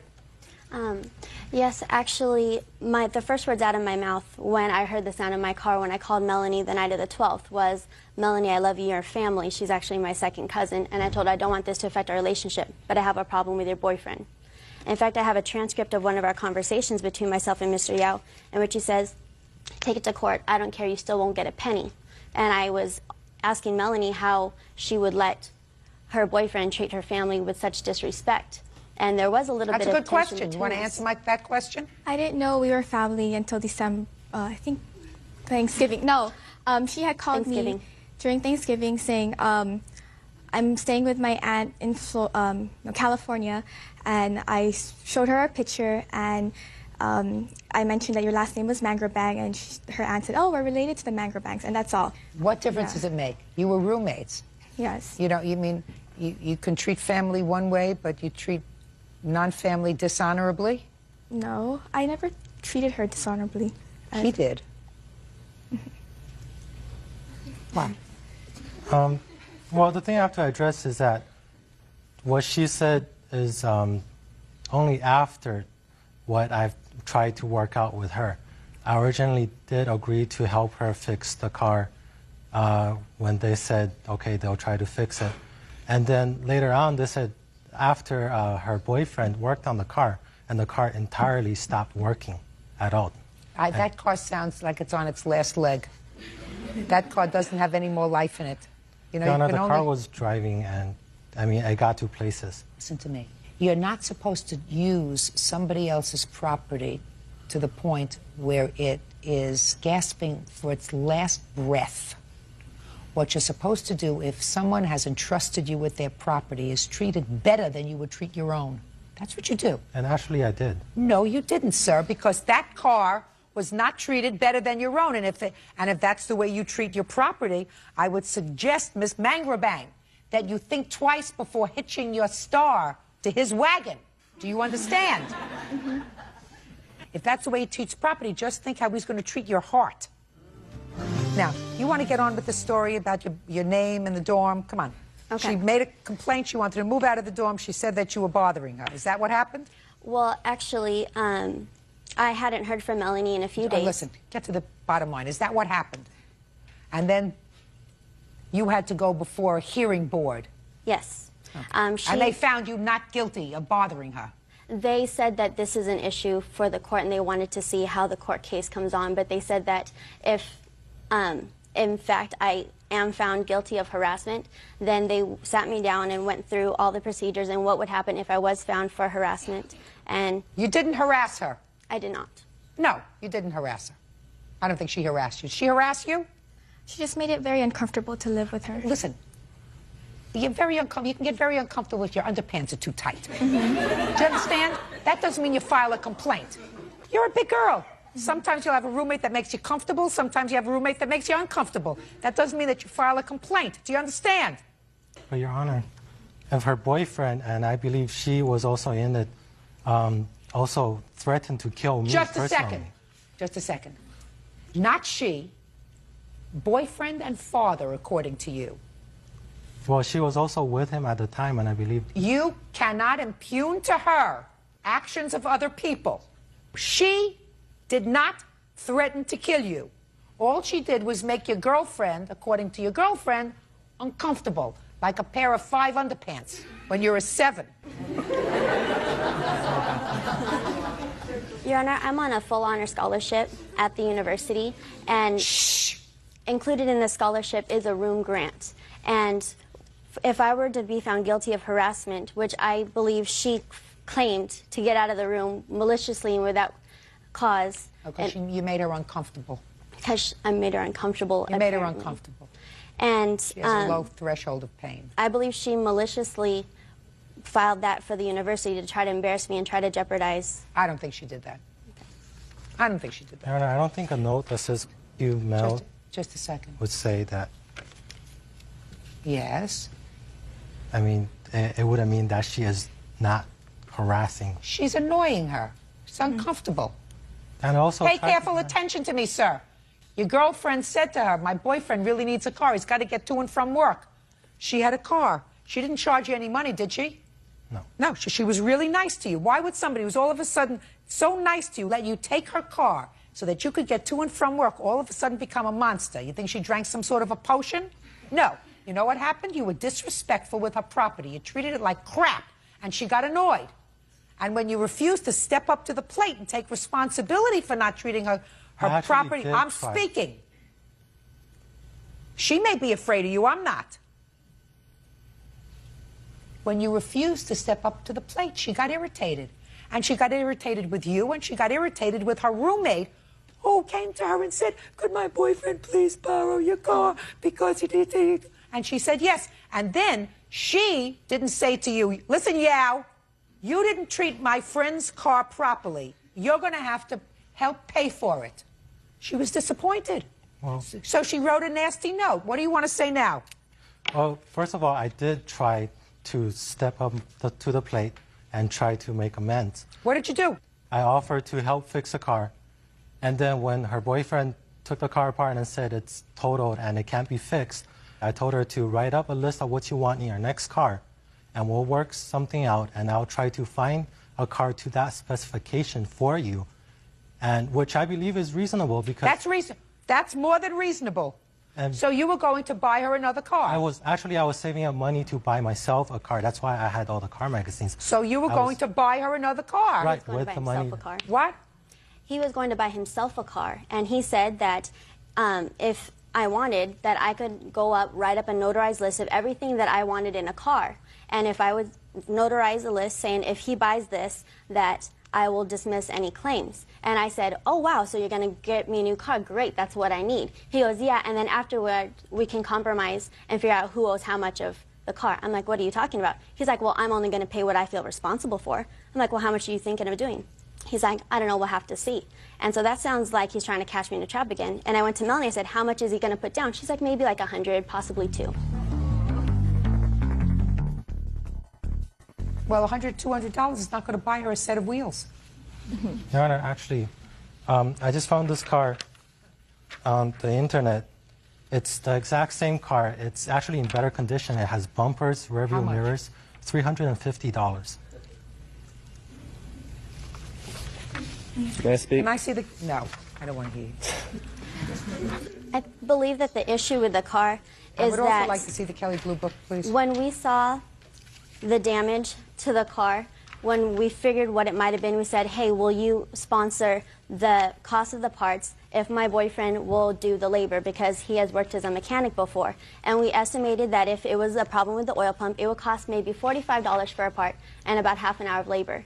But however, when he refused to tell me that the car was damaged in the beginning and he didn't park it, it caused the oil pump to blow, the camshaft, the lifters, the rockers, everything in the top end was gone, and you have to replace the entire motor, and I have an estimate for that, which would have costed about $4,039 to repair the car. Your car's not worth more than $1,000. Yeah, so that's Listen why to me. I'm not Your car's not worth more than $1,000.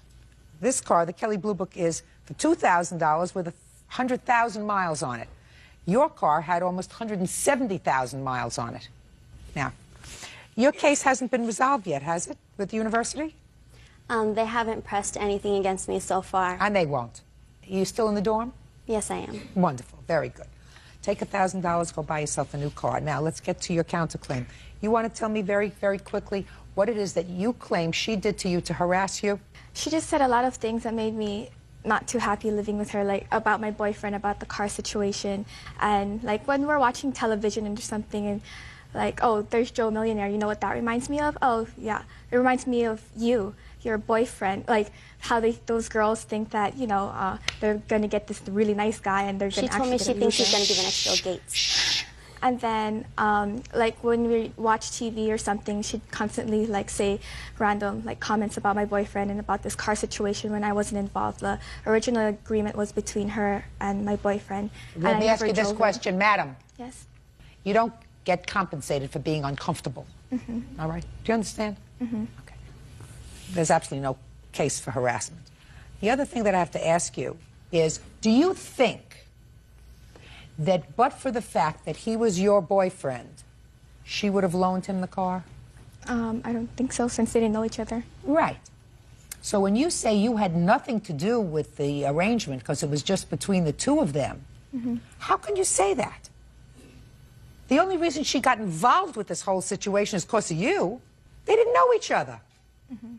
So you were involved. Oh, but the agreement about the payment and stuff and driving it. They didn't know each other. She was doing you a favor.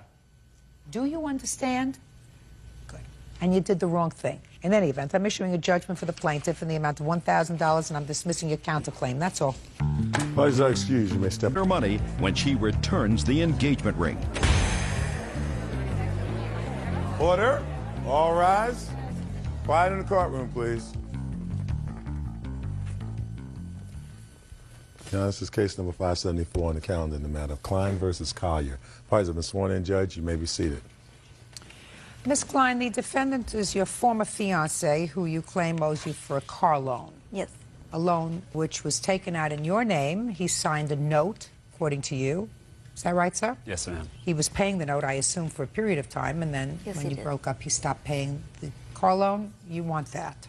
In addition, you want some miscellaneous expenses that you had to incur in order to get him out of your apartment.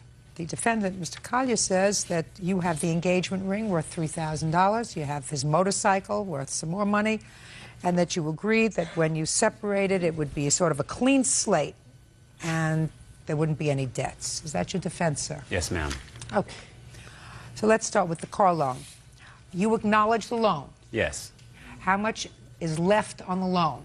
$4,800 and some change. Is that right? That is correct. Okay. So you tell me, Mr. Collier, why you believe you are not responsible for this loan.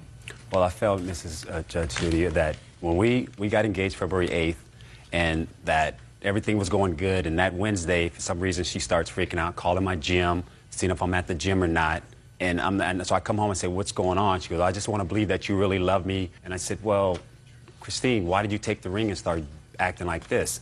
Then that Thursday, she went through my cell phone bill, called a couple of friends, asked if we had sexual relationships. And, you know, they said no. One told her yeah, and said that, you know, we did 3 times, and I tried to tell her we didn't. I don't, you know, and the girl goes to my gym. So then I said, you know, we can't do this anymore. Let's get our own, I'll get my own apartment. I'll move out. She agreed with that. She actually was going to sign for me to get the apartment because we didn't know if I would be able to get it in my name. We went out and looked that day. They turned me down when they saw my credit. Then we went through another week. And were you still living together? Yeah, we're still together. She asked me to stay away from home as much as I can. So I said, okay, no problem. I will stay at the gym as long as I could. Come home, I was sleeping on the sofa. So then we went through that week. The 21st came up. We went to a Laker game together. Having fun, drinking. Everything was going good still. I think, okay, I'll get my own apartment. We'll try to make it work. If we can't, we can't. That Saturday, we both get up to go to the gym. She goes to her gym, I go to my gym. She goes, are you going to take the dogs for a walk? I said, yeah, I am. She goes, well, I'll go with you guys. We went for a walk. I went off to the gym. I said, I'll be home at 12. We'll go look for an apartment. I get home. There was 2 officers there with my stuff outside. I didn't know what to say. And I just stood there. And then they said, you have an hour to get it out of here. And then when we talked about me moving in the first place. Don't go back. Don't go backwards. Okay. Well, Mr. Collier, don't go backwards. Just go forwards. Okay. So we are now, your stuff is in a U-Haul. Right. Okay, good. Where's the engagement ring? I exchanged it for earrings because it was on my credit card. I was solely responsible to pay for it. It was on my credit card. I have the receipt right here. Yeah, but it's under my name. I'm paying for it. And he actually had the nerve to ask for me to give him the ring back so he could pawn it for money to move out. So I'll pay for my ring twice. 1 second. He signed for it. Right, because he had a credit card under my account. My mistake. Is this her credit card, sir? It was, well, I was on there, yes. This is her credit card. It's, yeah. Listen to me. I have a question for you, Mr. Okay, go ahead. It's her credit card. She gave you an additional card as an additional card holder. Right. When was the engagement ring purchased? February 8th. March 1st. Did you make a payment on the credit card? No, I didn't. There you go. Who did you expect to pay the credit card bill? Well, I was going to pay the credit. Christine. But you didn't. But Judge Judy. So right now, so listen to me, sir. Okay. Your defense to this $4,800 car loan is that she kept the engagement ring. That's Right. one. But she's paying for the engagement ring. Right. You're not. Right. So you don't get a credit for that, sir. But You we understand? took- You don't get a credit for the thought. You get a credit for the money. It was nice of you to buy it, but you also have to pay for it. You didn't pay for it, you don't get it back. Clear? Yes. What's the next thing? The next thing you wrote down here is, shouldn't have to pay for something because she has your motorcycle. Tell me about the motorcycle. Motorcycle, she signed for it. For 4 months, I made payments on the bike. Hold on. And insurance. Hold on a second. Motorcycle, purchased when? 10/12, 2002. How much was it purchased for? With tax and license, I don't know, 13, 12, something. $13, $12 or $1,000. Let's say $12,000. 12,000. She took out the loan for it. She didn't take out any loans on it. She just signed for it. I What made do you all mean? the payments on it. Shh, listen to me carefully. You made 4 payments on it, you said. Yes. Shh, listen to me carefully. Shh. I want you to be quiet. Okay. Trying to get a point across to him. You made 4 payments on it. Yes. Each payment was how much? $250 plus with insurance. I'm just talking about the payments. $200 okay? for the payments. $200 for the payment. So you made a total of $800. Miss Klein, I want you to be quiet. I want you to stand still and just be quiet. So you made $800 in payments Yes. on a $12,000 motorcycle. Right. She has the motorcycle. Yeah, I don't know where it is now. She has it. Yes. You don't know where it is. No. You don't have it. No. Who is obligated to pay the $12,000 for the bicycle, you or Miss Klein? Miss Klein. So she has back the ring, which she made into earrings, because she doesn't want your ring, but she's paying for it. So that's not a credit towards the $4,800 you owe her for the car. She has the motorcycle, which she is obligated to pay $12,000 for, because she signed for it, and you made 4 payments of $200 each, and I assume you drove the motorcycle for 4 months. Is that right? Well, when it was nice out. I don't care whether you drove it Well, in the yeah, rain or in a blizzard, sir. Well, You had yeah, it. I rode it. You had it. You rode it. You used it. You paid $200 a month for the use of it, right? Forget it. Judge Judy continues in a moment. She changed her mind. She changed her mind. But then she filed this claim just a saying that second. she asked me for the money. She changed her mind, sir. She decided that you weren't as good as she thought you were. And later today, She was a friend of yours, and she said, you can come and stay in my house, take care of my dog. While you were there, babysitting for the house and the dog ate your dentures. Yes. Right? real cases, real people. Judge Judy. Christine Klein says ex-fiancé Ricky Collier owes for an unpaid car loan. She also says she's keeping the engagement ring because she's the one who paid for it. Why else don't you owe her for the car loan, sir? Because we had an agreement that if I go on my own, she knew that I couldn't afford an apartment on my own, that she would take the loss on all the bills that we had together. Why would she do that for you? But that's what she said. And I said, are you sure you want to do that, Christine? She said, yes, I'll get another loan to pay off everything. That's what she said to me. Well, why would somebody want to do that for you, Mr. Collier? Judge Judy, that's what she said to me. I talked to her and I said, Christine, are you sure you want to do that? She changed her mind. She changed her mind.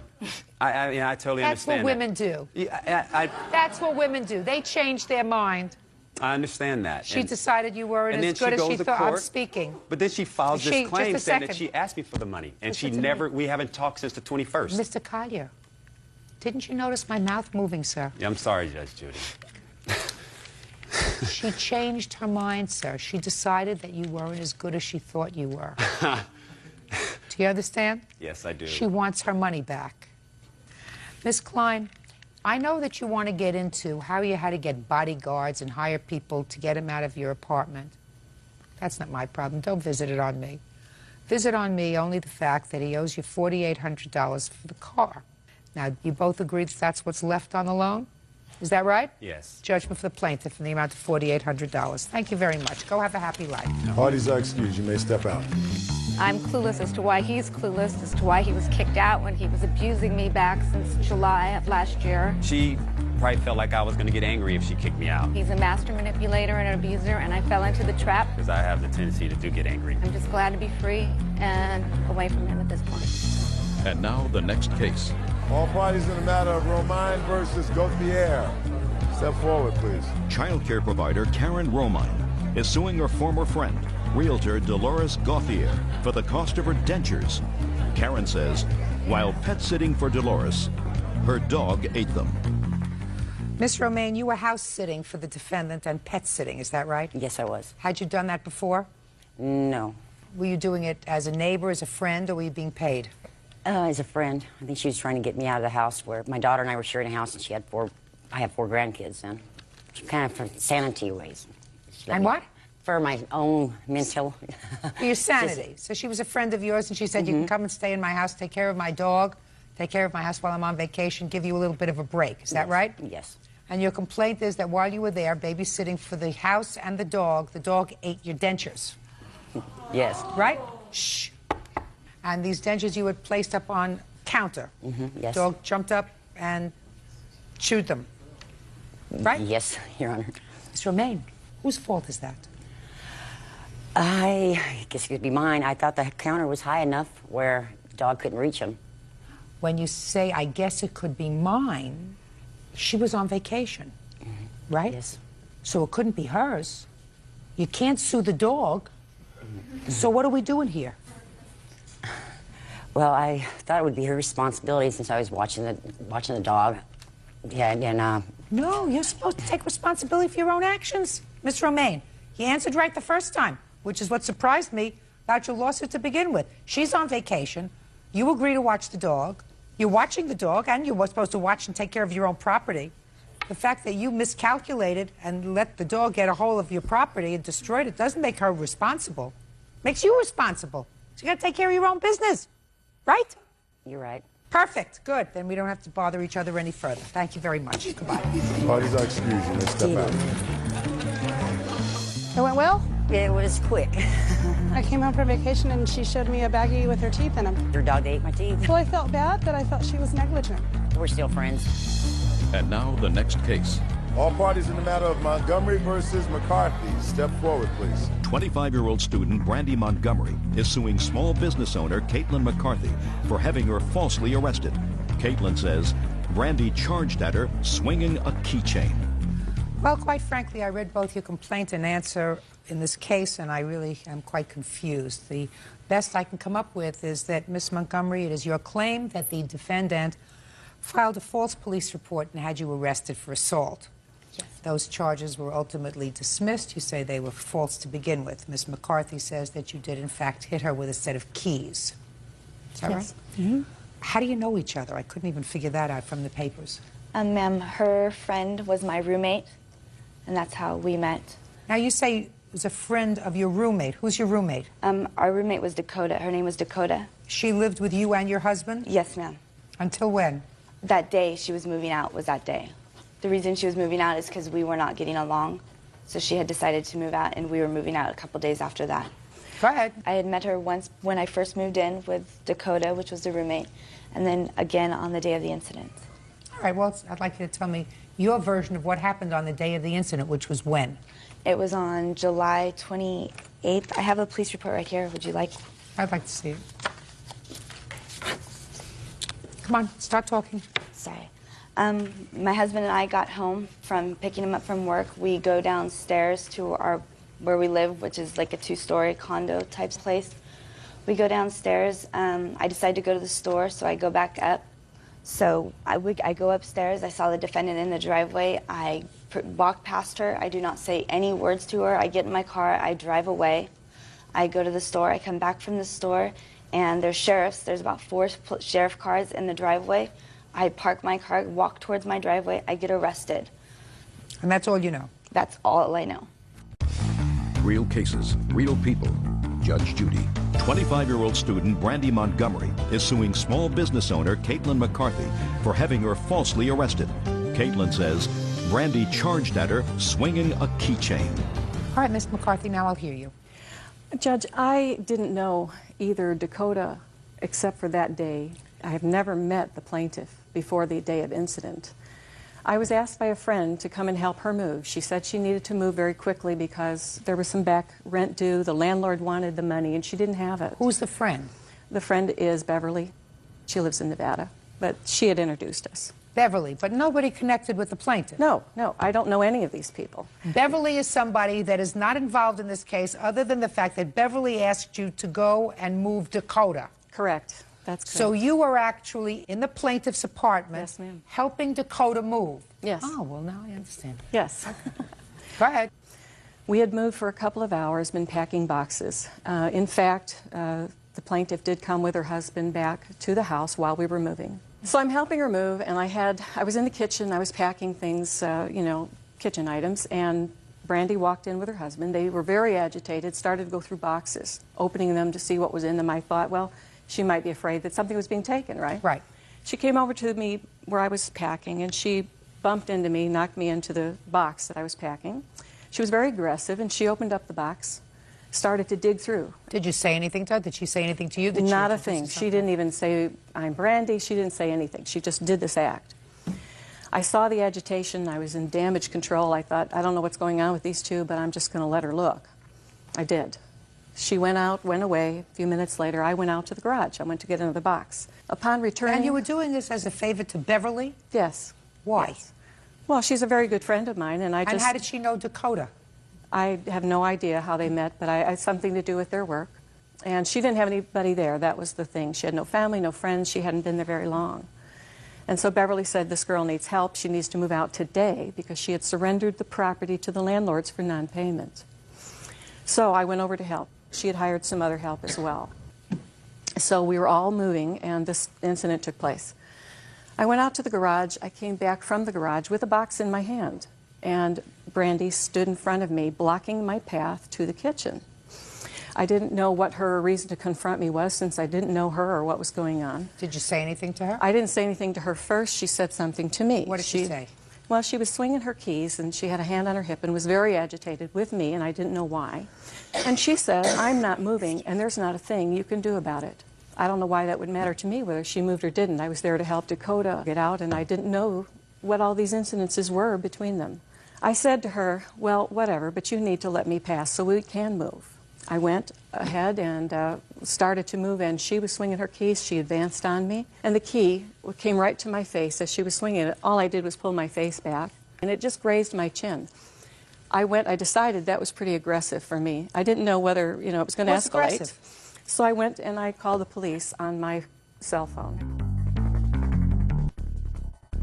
Okay, back to you. These are the keys, ma'am. If I swung these keys around and hit somebody with them, they would leave a pretty giant mark. Not necessarily. I believe her. I have to make a judgment. Correct. She tells a very simplistic story. Can you think of a reason, Miss Montgomery, that Miss McCarthy, you didn't know her, according to both of you? Think of a reason why she would call the police on you. She knew that Dakota and I had gotten into it, and the police had already been out to the house 2 prior times between me and my roommate. Yes. And the police had told us that if they came out again, that somebody would be arrested. So I believe that she did it in spite to get me arrested, to prove a point to me, because my roommate said I owed her money for back rent. What did she have to do with that? Ma'am, I did not swing keys. Yes, you did. Sure you did. Yes, you did. Sure you did. You were angry. You had had a fight. You didn't know who she was. She was helping your roommate.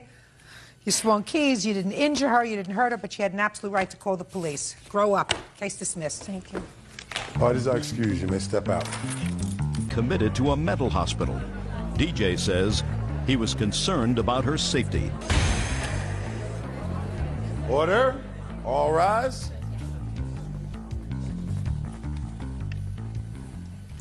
Yeah, this is case number 580 on the calendar in the matter of Bell versus Fisher. Parties have been sworn in, Judge. You may be seated, ma'am. Have a seat, please. Miss Bell, Mr. Fisher was your boyfriend. You're not together anymore, and according to your complaint, He maliciously called the police, told them that you were threatening suicide. They came to your house, they took you to the hospital. You were later released, but you want him to pay the medical bill. Right. Mr. Fisher says he was worried. Right? Yes. Okay. First tell me, when had you been dating? Over what period of time? From May of 2002 through December. And when was this telephone call made to the police? On August 29th. August 29th of 02? Yes. Tell me about it. That night, Gerald and I had gotten together and we were talking about a previous case. And previous case of what? Domestic violence. What previous case of domestic violence? The week before, he had thrown a bottle at my car and damaged it, and I made a report to the police. So you'd had a fight the week before? It wasn't a fight. Were you in the car when he threw something at the car? I was driving away from him, and he was upset, and he threw the bottle. The night of this incident, he was upset that I had done all that, so he tried to bribe me. You mean he was upset that you had called the police? Yes. And he was Where were you when you were having this discussion? We were at my apartment. Had you gone out for the evening? No. Did you have a date with him that night? No, we got together that night just to discuss the situation. Tell me about the discussion. Through the discussion, he was trying to bribe me into dropping the domestic violence case, and he was telling me that his mother had called the police on me and told them that I had driven through his yard. Did the police ever come to see you about those calls that were made by his mother? No, ma'am. So you don't know anything about it? That's the only thing I know from what he told me. And then you called the police on him because he threw a bottle at your car. Did he damage your car? Yes. Got together to talk about this incident, and then what happened? Then I told him that since I hadn't been contacted by the police, I would only want to talk to him after they do and go through court with that. So he was upset he couldn't get another response out of me, and I asked him, are you ready to go home? So I drove him home. And on the way there, it was quiet at first, and then he started telling me, oh, you're nothing without me. You may as well go kill yourself. And so I stopped the car, and I made him get out. How far away from his house did you make him get out? Oh, gosh. It was about halfway there. And about how far away was that from his house? 7 blocks. Excuse me? 7 blocks. 7 blocks. Thank you very much. Okay, so you let him out, and what's the next thing that happened to you when you got home, Miss Bell? Before I went to bed, I received a phone call from a dispatcher saying that someone had called on me and that the police would be on their way. Someone had called on you about what? A concern that they had had. She didn't exactly explain it to me over the phone. Okay. Go ahead. And she told me that also that the police were on their way and that they couldn't find the apartment number. And the police did arrive? Yes, they did. When the police arrived at your apartment, what happened? They questioned me about the incident in the car. And in the car, you mean when you dropped him off? Yes. And I told them everything that happened. And they went ahead and told me that I could either go willingly or I could go forcibly. And I decided to go willingly with them to get evaluated by a doctor because I knew I was fine and I just knew that they would release me. But and did they? Yes. And then you got a bill from the doctor? Yes. Can I see the reports that you have from the hospital where you were taken? Thank you.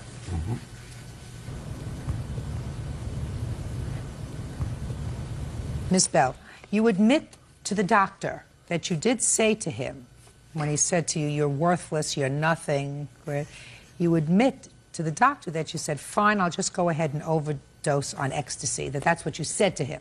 Yes. But you didn't mean it. I didn't say it to him. Yes, you did. You told the doctor that you said it to him. The patient admits to the suicide statement of, I will overdose on ecstasy. Doctor has no reason to lie about that. Yes. Good. Did he ever choke you to the point of blacking out? Yes. Oh, my God. When was that? Just a second. Okay. I'm sorry. It was in June. Where? In my apartment. Say he also hit you many times and you have a scar. Did he do that? Yes. Mm-hmm. Did you ever contact the police about that? No, ma'am. Why not? I never even thought about it. Did you do any of those things, Mr. Fisher? Yes, we did have a once or twice 2 physical conflicts. Why did you do that, Mr. Fisher?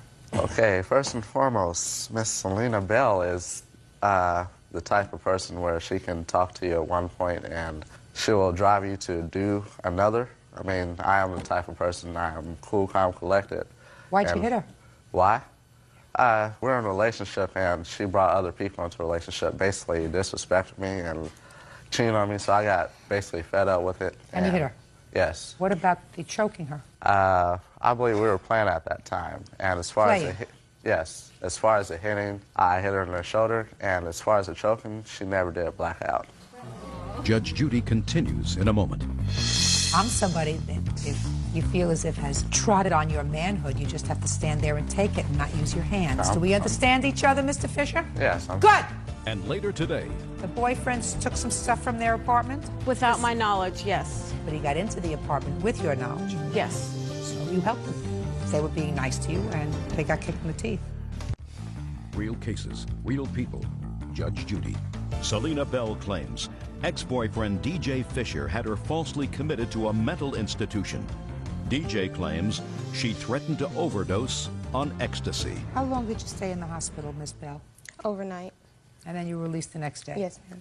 And your total medical bills were $782, yes. Is that right? Okay, Mr. Fisher, to you. You want to tell me what happened on August 29th? Yes, situation was me and my Just look at me, look at me. Okay. Me and Miss... Go like this.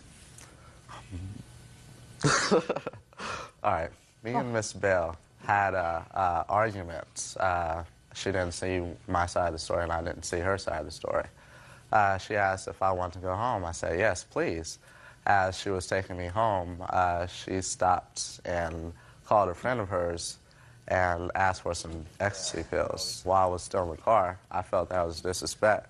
So I called her out of her name, called her the B word. We called her a name. Okay. She asked me to basically get out the car and walk because she was going to overdose on ecstasy and commit suicide.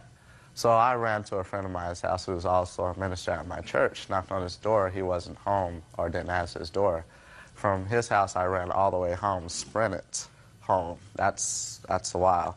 I called the police and was like, you know, my girlfriend's going to kill herself, you know, commit suicide, because she has had a history of ecstasy in the past. They basically went to her apartment and basically took custody of her and flattened her tires and whatnot and took her to a mental hospital.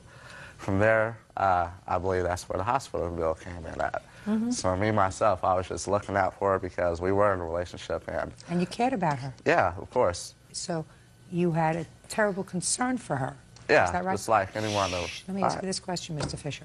You had sufficient concern for her that, let us say, you were together and she made this statement to you, you would have taken her to the hospital yourself if you were driving, right? Yes, out of respect, I got out of her car because she made Not just pay attention to what I'm saying. Don't try to think of where I'm going, Mr. Fisher, because you're not smart enough. Do you understand? Do you understand? You're not smart enough. Okay. Okay. If you had been together in the car and your girlfriend, who you cared a lot about, which is why you ran home and got all out of breath, but if you were in the car together and she made this statement, you would have taken her right to an emergency room yourself, right? Yes. And since Miss Bell didn't have insurance, you would have said, you have to take care of her. I'll pay, right? You said Right? I'll pay? Yeah, sure. You were that concerned. I don't care about it like that, but You don't? Well, that's what I want to know, Mr. Fisher. That's what I'm trying to figure out, sir. As far as... If you... I'm speaking. Okay. You may be able to interrupt them, but you don't interrupt me. All right. Because I'm entitled to disrespect you if you deserve it. Okay. You got it? Yes. And you can't do anything about it except whine. We understand each other, Mr. Fisher? Yes. I'm somebody that if you feel as if has trotted on your manhood, you just have to stand there and take it and not use your hands. Do we understand each other, Mr. Fisher? Yes. Good. Now, so my question to you is, you cared about her enough to call the police and have the police go to her house, but you didn't care enough about her that if you were together and somebody said you have to pay to admit her to the hospital, you wouldn't pay for her, right? I mean, that's her own thing. If she wants to... I ain't got nothing to do with me anymore. Well, if it had nothing to do with you, then what did you call the police for, Mr. Fisher? I felt like that's the only way out, or way to the situation I had. Did it have anything to do with the fact that she had called the police a couple of weeks earlier on you? No, it didn't. No. You were genuinely concerned? Yes. Okay. Now, Miss Bell, back to you, madam. This incident happened, according to you, on the 29th of August. And according to you, you and the defendant were boyfriend and girlfriend from May of 2002 until December of 2002. Is that right? We were on and off. On and off and on and off means that you were together until December of 2002. Is that right? Correct. And why are you here today, madam? Because I felt like he did this out of retaliation. Then you should have sued him in September, October, November, Kept December. telling me he was going to help pay for it. Oh, did he? Yes. Well, tell me about that, Miss Bell. That's different. I would bring it up, tell him that, you know, I just got released from active duty in the military, and, you know, I got released because of this incident. You know, I was security forces, and they don't want me being armed because of this suicidal situation. Excuse me. May I interrupt, please? No. All right. Would you just get to when he said he would pay the bill? He would say it a number of times during our relationship. Okay. You don't have a case for two reasons. First of all, because you did in fact make the statement to him, I'm going to kill myself with ecstasy. You acknowledged that statement to the doctor who examined you. But second and most important is that you continued a relationship with him for 4 months after this incident. 4 months. And if you honestly believe that he had called the police to be vindictive, to be vicious, then I don't see why a normal person would continue a relationship in any event. For both of those reasons, I'm dismissing your case. That's all. Parties are excused. You may step out. I was concerned for her safety. I mean, we were together. Anybody in a relationship would basically support each other. I'm tired of people messing up my credit, and that's all he was after, is trying to ruin me. I really don't know why I'm going through this situation, but I'll be all right. And now the next case. All parties in the matter of Detweiler versus Davison, step forward, please. 23-year-old student Miranda Detweiler is suing her former friend, 21-year-old stagehand Sandra Davison, for the return of her belongings. Sandra is countersuing for rent and stolen property. Miss Detweiler, when were you in rehab? July of 2002. For how long? 21 days. What kind of substances were you abusing? Heroin and other things. Was it a court-ordered rehab? No. When you got out in August? Yes. Did you go for follow-up treatment? Yes. What kind of treatment? I'm still going to outpatient therapy, and I have a caseworker, and I go to counseling. Take methadone? No, I take Paxil. According to your complaint, when you got out of rehab, you needed a place to stay. Miss Davidson and her husband, is this your husband, boyfriend? Ex-boyfriend. Ex-boyfriend, invited you to come and stay with them. Yes. I assume she was a good friend of yours. Yes. According to Miss Davidson, there were a couple of conditions for that, and one of the conditions was that you stay away from the ex-boyfriend. Is that right? Yes. And get yourself together. There came a time when Miss Davidson told you to leave. She put you out of the house, and you claim she kept some of your property and has not returned your property. Yes. Ms. Davidson said you had ample opportunity to take all of your property. She doesn't have any of your property, and she's counterclaiming because she says either you or your boyfriend stole some stuff from her house, and you never paid rent as you had agreed to pay when you moved in. Real cases, real people. Judge Judy. Miranda Detweiler claims former friend Sandra Davison won't return her belongings. Sandra claims Miranda's ex-boyfriend stole her property and sold it for drugs. How long did she stay with you? For about 7 months. What was the rent agreement? $50 a week for the whole time she was there. Was she working when she got out of rehab? No, ma'am. So how did you expect her to pay $50 a week? She was expected to try and find a job to the best of her ability. So you didn't expect her to pay rent until she found the job? Yeah. All right, let's get the whole thing together. When did she finally find a job? And beginning of December. So from August until December, she wasn't working? No. So how was she going to pay you rent? Right. So that takes care of the rent. You didn't tell her to leave in August, September, October, November, did you? No, I didn't want to see her go back on the streets and... Good. I assume that, but for the fact that she filed this lawsuit, you wouldn't have filed a counterclaim for the rent. Is that right? Yes, ma'am. All right. So spend my time and energy on things that are important. What kind of things did she steal from your apartment? She didn't steal it. She had her boyfriend at the time. She snuck him into the house, and he removed property from us and... Like what? Sold it. $900 bass guitar, $150 worth of DVDs, and a $350 PlayStation 2, and sold it for drugs. When did the boyfriend get out of jail? I'm not exactly sure. When did he get out of jail? A week before Christmas of that year, 2002. Oh. This stuff was stolen. Week before Christmas. Yes. When did he go into jail? July. When was your stuff stolen? January of 2002. So is what you're telling me before she moved into your apartment, before she was in rehab, she had let somebody in a year before? No, it was the same year. Her and her boyfriend got kicked out of their apartment. So we told them that they could stay with us.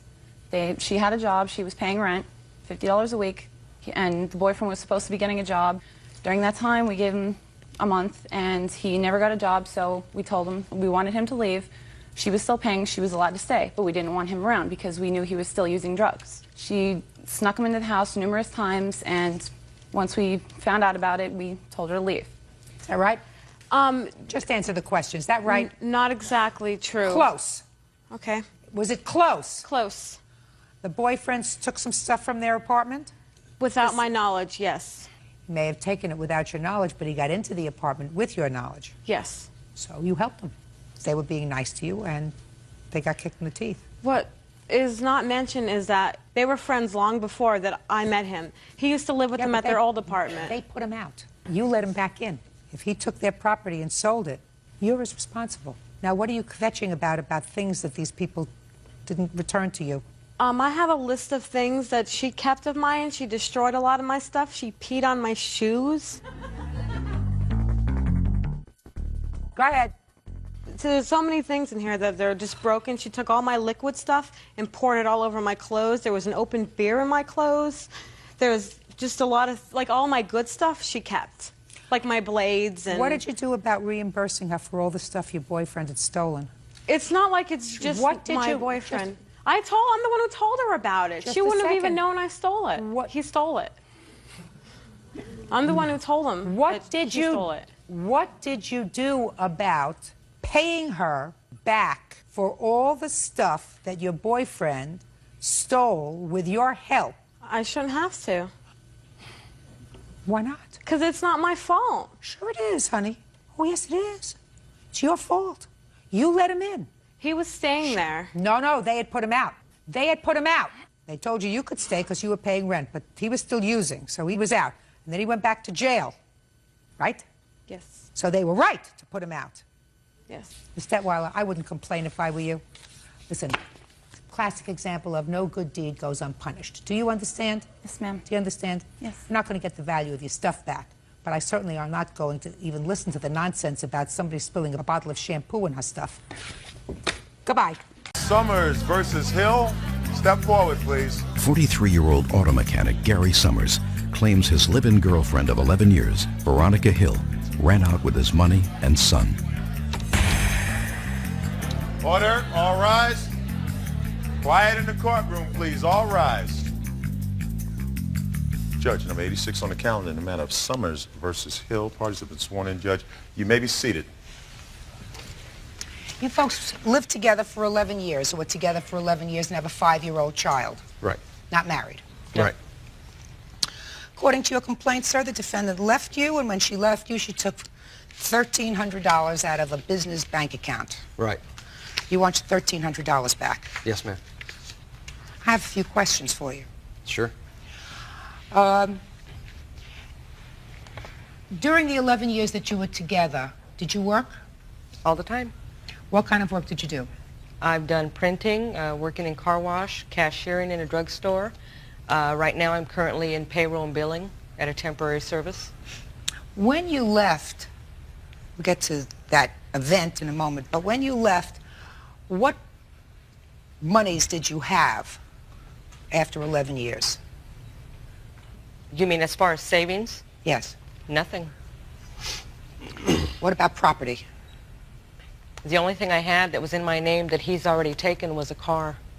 So this $1,300 was what you left with after 11 years? Yes. And that and my son. Now, Mr. Summers, I find some of the things that you say interesting. First of all, you were in business together. No. Well, you were in business. Right. What kind of business, sir? Automotive air conditioning. And what did you do in the business? Service and repair automobiles, the air conditioning. Did you have a shop? No, I'm mobile. What do you mean you're mobile? I do it out of the back of a truck. How long have you been doing it, sir? 4 years. The business was in her name. Yes. Why?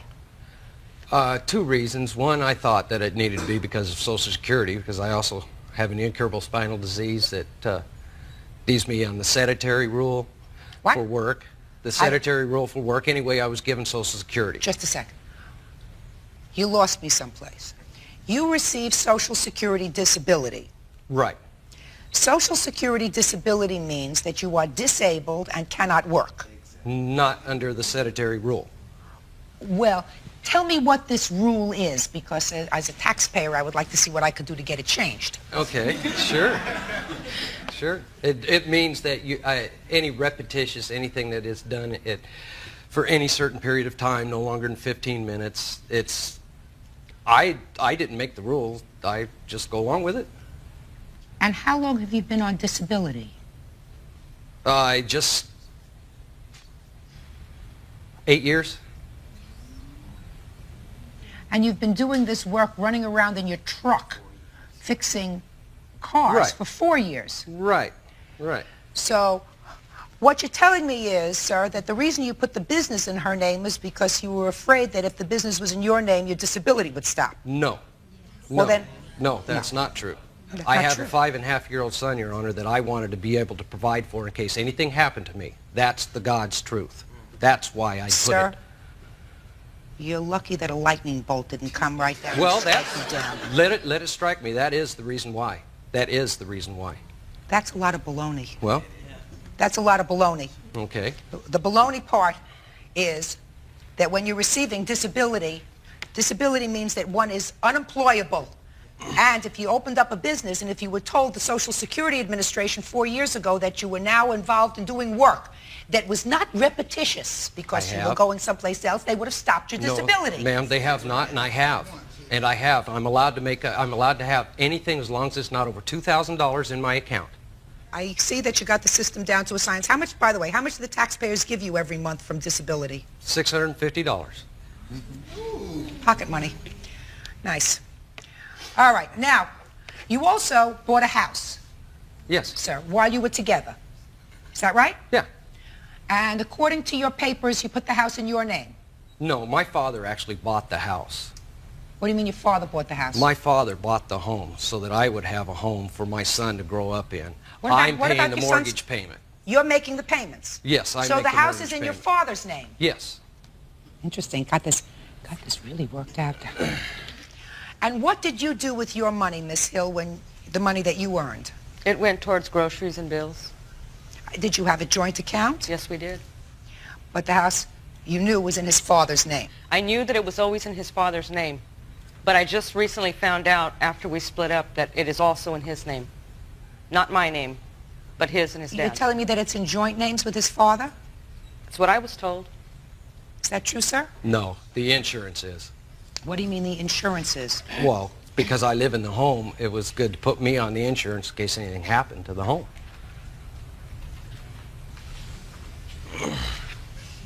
But not her. So you got a house, and you have a business, and she's got $1,300, period. What else did she leave this 11-year relationship with, sir? My son. Judge Judy continues in a moment. I was hurt. I was very hurt. Yeah, that's why she took the money. It hurt so bad she had to get compensation. Real cases, real people. Judge Judy. Veronica Hill admits she ran out on auto mechanic Gary Summers and took his son, but claims she had to leave because of Gary's controlling behavior. You say in your answer to his complaint that you found certain papers before you left in the house. Yes? Would you like to tell me, please, what papers you found before you left with your son? Gary had already started proceedings to get custody of my son, and I didn't know. How did you find those papers, and where did you find them? I found him in his work clipboard. One day I was looking through it, I don't remember for what, but I found the papers in there underneath some invoices. And what were the papers for? What did they say? He was filling out the papers already to take me to court to get custody of my son for me. When had you begun to fill out those papers, Mr. Summers? Around the end of March. And when did you leave, Miss Hill? April 20th, and I found those papers in the beginning of March. Had you ever gone to court seeking custody before you found those papers? Never, not until March 7th and March 6th, excuse me. March or April? I'm sorry, April. April. Had you already left the house? No, I did not leave until April 20th, and that was the day before our hearing. And at the hearing, who was awarded primary custody of the child? Well, that first day that we went to court, he was ordered to go and be drug tested. And after we went to court again on May 14th, we were both awarded joint custody with my residence being the primary. What was the result of the drug test? Positive. For? Marijuana. Mr. Summers, you lived with Miss Hill for 11 years. Yes, ma'am. They do not have anything in this jurisdiction and in most other states about community property for people who aren't married. If they did, she'd be entitled to a lot more than $1,300. Ma'am, I earned that money. She got all of her money that she... What do you mean she had all of her money? Well, whatever where? she earned, she took. The other account she took out of there. The savings she took out of there. Just a second. Did you take out any other money, Miss Hill? Yes, I did. What other money did you take I out? took out $200 from our personal account. Is that correct, sir? Yes. What other money did you take out? I took out the $1,300 out of the business account. And the savings. What about Golden One savings. Just a second. I have Which wasn't $200 much. that you took out. $200 out of the personal and $1,300 out of the business. And you said something about a And the savings account. Credit union savings account was in my name. And mine. How much money was in the credit union? $25. The whole thing. I'm talking about the whole business. There was about $25. That's all there was when I cleaned it out. Okay. There was only $25. The most we ever had in there was probably about $600. And that went little by little for bills or whatever. And how much do you think was in there, Mr. Summers? Oh, I don't know. I don't know. I really don't know because it was gone before I got to it, before I checked on it. But I don't believe that it was just $25. Think it was maybe $200? Well, maybe at the most. It wasn't a large sum of money, no. So, at the most, you say maybe it was $200. So what Miss Hill left with was $1,700, right? She's ready to rule. I better watch out for my son because my son needed to live in a better home. And later today, And they call my son a white supremacist because he's sitting on a phone booth threatening my son, and my son just reaches up and grabs him by the arm and pulls him down. real cases, real people. Judge Judy. So after an 11-year relationship, she left with $1,700. So, and the business was in her name. She can take whatever she wants out of the business. You put it in... Even though she didn't earn it. Even though I went out and I'm the one that deposited that money. She never deposited that money. Had it been in my name, then it would have been okay because we lived together. What for I'm her to telling take you it. is you had an 11-year relationship, sir, and if you expect this woman, after she finds out that you, behind her back, are seeking to take custody away from her, That's of her not child, without discussing it with her, which is exactly what happened. Oh, exactly what happened. No, ma'am, because I could have done it and I never did. And I You wasn't feel- about to, and I have a doctor. So what'd you do? So what'd I you- have a doctor that I see quite frequently, okay, for counseling. I asked him to please set up somebody so that we could stay together. I tried to keep us together. I did that. I didn't want any split up. I never did want to split up. When she became very adamant on the fact that she couldn't live with me, then I thought I better watch out for my son because my son needed to live in a better home. Okay. Well, the court has already made a determination about where your son is going to live. He's going No, to he live. hasn't. No, they haven't, Your Honor. That is not true. If they haven't, they haven't. That's not That really is not before true. me. According to you, the court made at least an initial determination that primary custody was with Right, but you. I've been served with papers again because he's taking me back to court to sue me again for custody. I'm not suing anybody. I'm doing what you're supposed to do in family law. I'm giving my response to the last hearing. Good. Well, I'm giving my response to you, Mr. Summers. I'm dismissing your lawsuit. That's all. Party's excellent. Okay.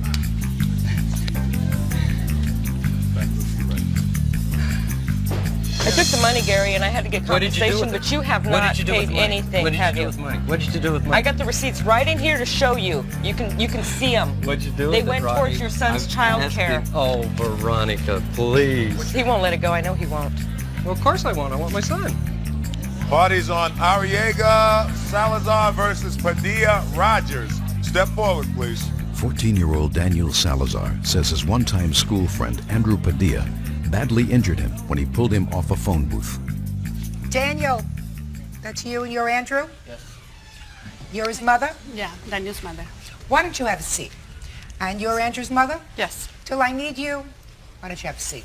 Because this really is a matter between the two boys until we come to the money.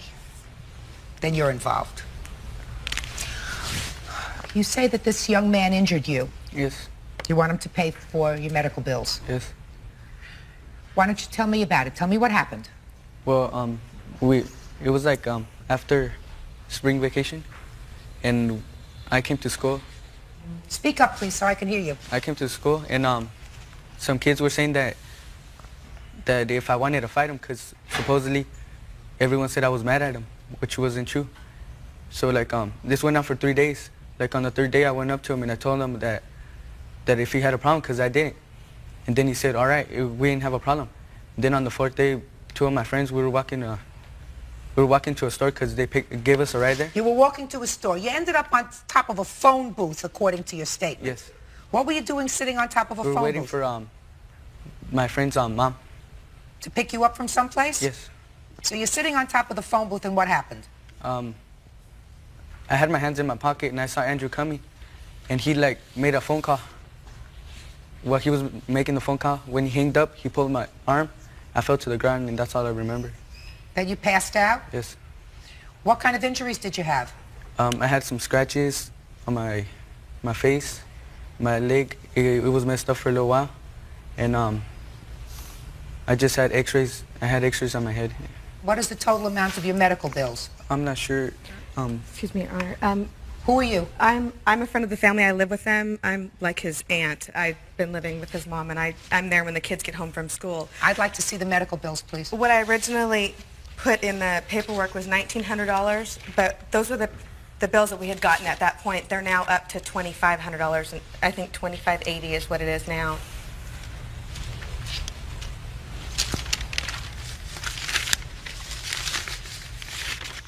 Andrew! Yes. You said this was all an accident, Andrew. Yes, it was. At first, we were real good friends. And one day it seemed like between his friends, his brother, and my friends, he wanted me to choose between, Do me a favor. Get to the telephone booth. Oh, the telephone booth. All right. I walked to the phone And I booth. want you to do something for me. Yeah. I want you to try to say a sentence without the word like. All right. I walked to the phone booth to make a phone call. I called my mom, tell her I was going to be late. I hung up the phone, and then I reached up to grab him by the arm to bring him down. And Why? Huh? Talk to him. Talk to him.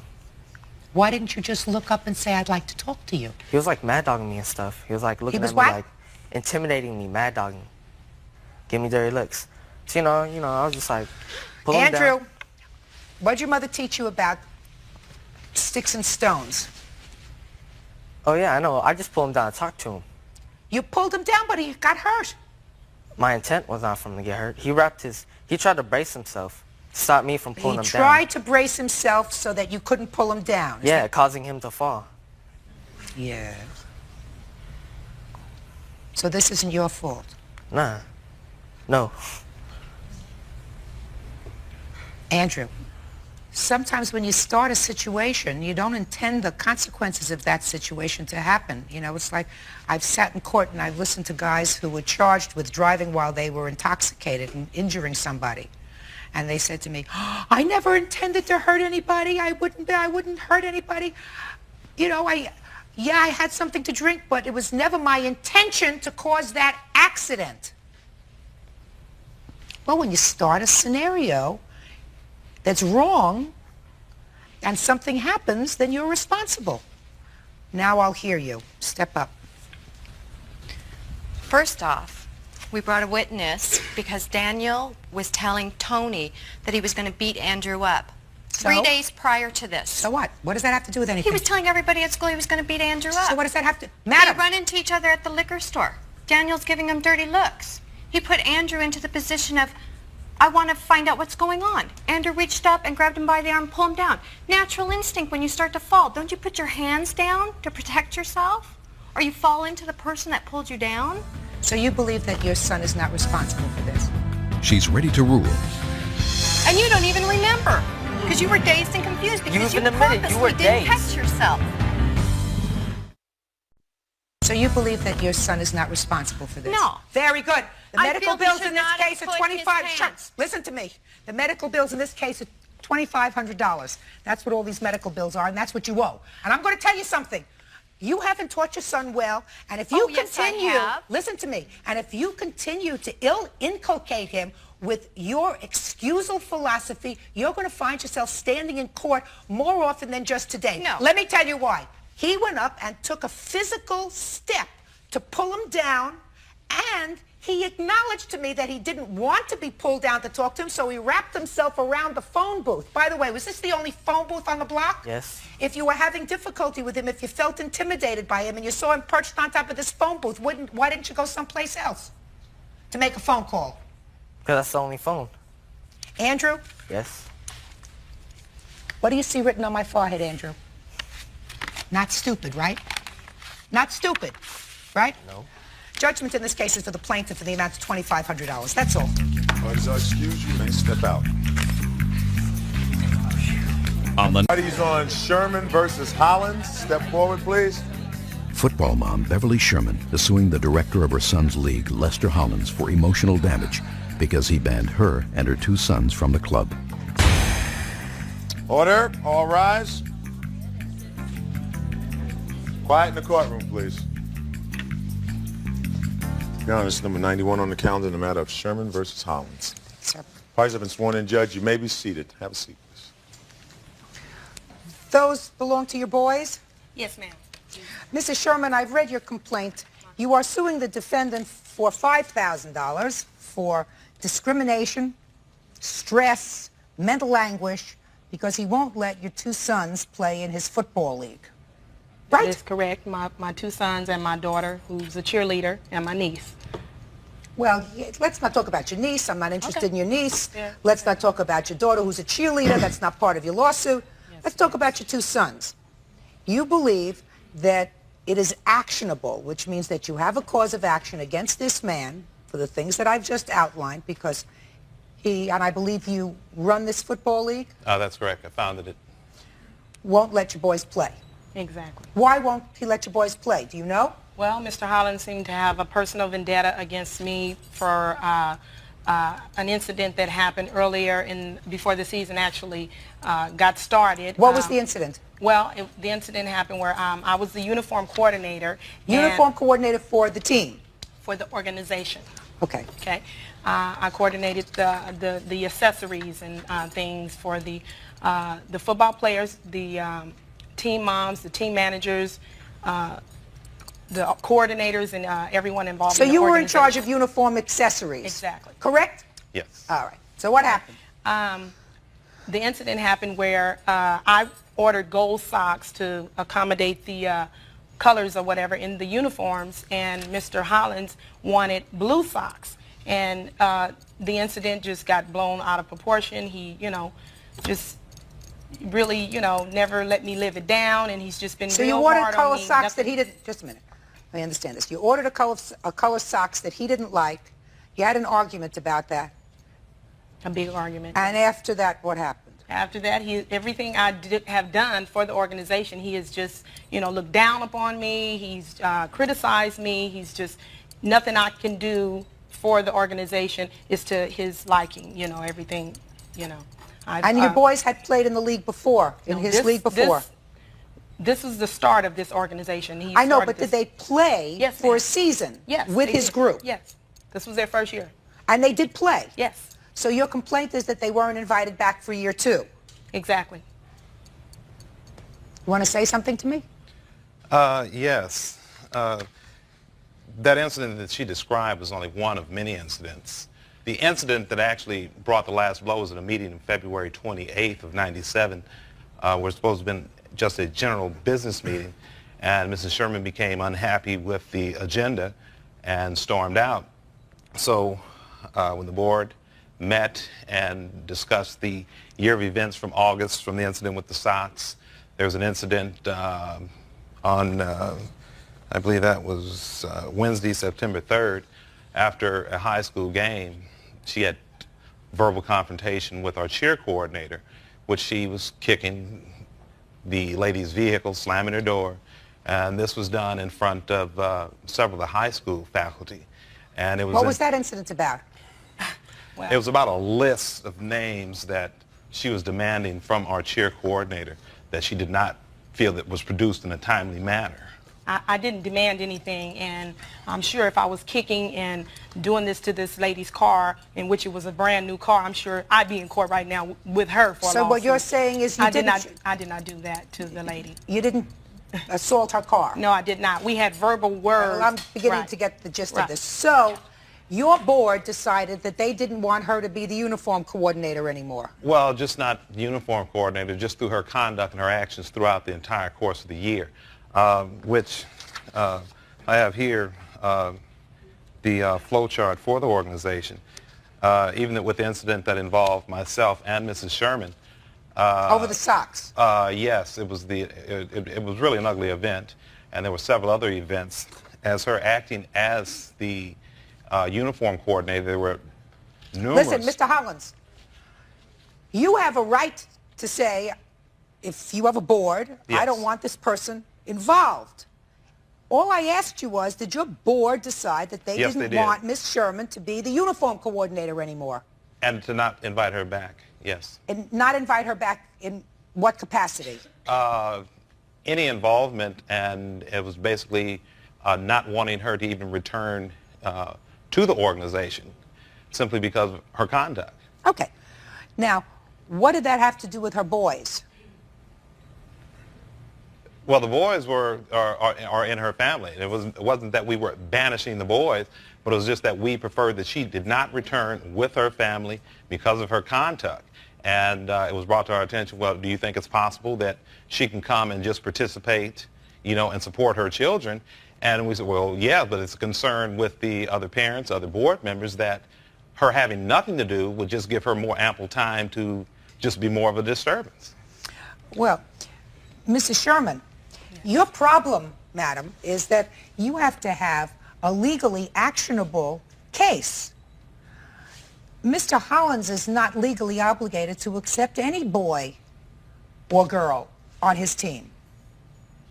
I'm sure that a lot of people try out for the team that aren't accepted. Is that right? That's correct. Exactly, but what he is doing is trying to keep my children from participating in his program because he doesn't personally like me. So what? In which, but Mrs. Sherman, that may sound unfair to your children, but let us assume it's the following... unfair, period, in life. Well, it's unfair in life. It's discrimination. You know, if he auditions, what do? You audition people for your team? Tryouts. Tryouts. Let's say he has tryouts for his football league, and 50 kids come and try out, and he only accepts... It's 33 per team. 33 kids. Exactly. You're going to have 17, right? That's right, 17. 17 children who are going to be disappointed. If I permitted your lawsuit, madam, that would mean that the families of those 17 kids who were not asked or invited onto the team could have a cause of action for discrimination, mental stress on themselves, mental stress on their children. Nobody would be involved with coaching a team anymore. Nobody would be involved in starting a team. this isn't the case. That's not the case. This is not the case. Of course it's the case. It's not. They didn't Just even as- get an opportunity. Listen to me.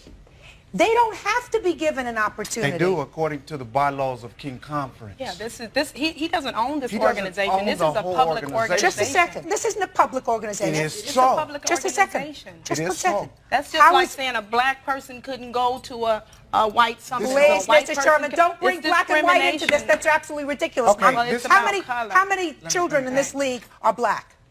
Almost the 95%. entire... So then stop talking discrimination. Okay. It has nothing to do with discrimination. Judge Judy continues in a moment. He has an ego problem, a control problem, and he just does not take constructive criticism from a woman well. Real cases, real people. Judge Judy. Football Junior League Director Lester Hollins says he had to ban Beverly Sherman and her sons from the league because she was too much to deal with. It has to do, Mrs. Sherman, with the fact that he had an altercation with you, and according to him, the board decided that they didn't want you to be involved anymore. That's fine. That's fine. And they would prefer, for the sake of all the other children, not to have you involved because according to him, and I'll let him go on and tell me what the incidents were that he says. We had one incident where he says that you kicked the car. You had another incident where you had a verbal altercation with him. I mean, I feel sorry for your boys, but you have to understand that not every wrong is legally actionable. Not every wrong results in coming to a court. Sometimes if something like this happens, you have to say to your boys, which you did according to your papers, listen guys, there is another football league, and you have to be involved with that one because I don't get along with Hollins, I don't get along with this whole organization.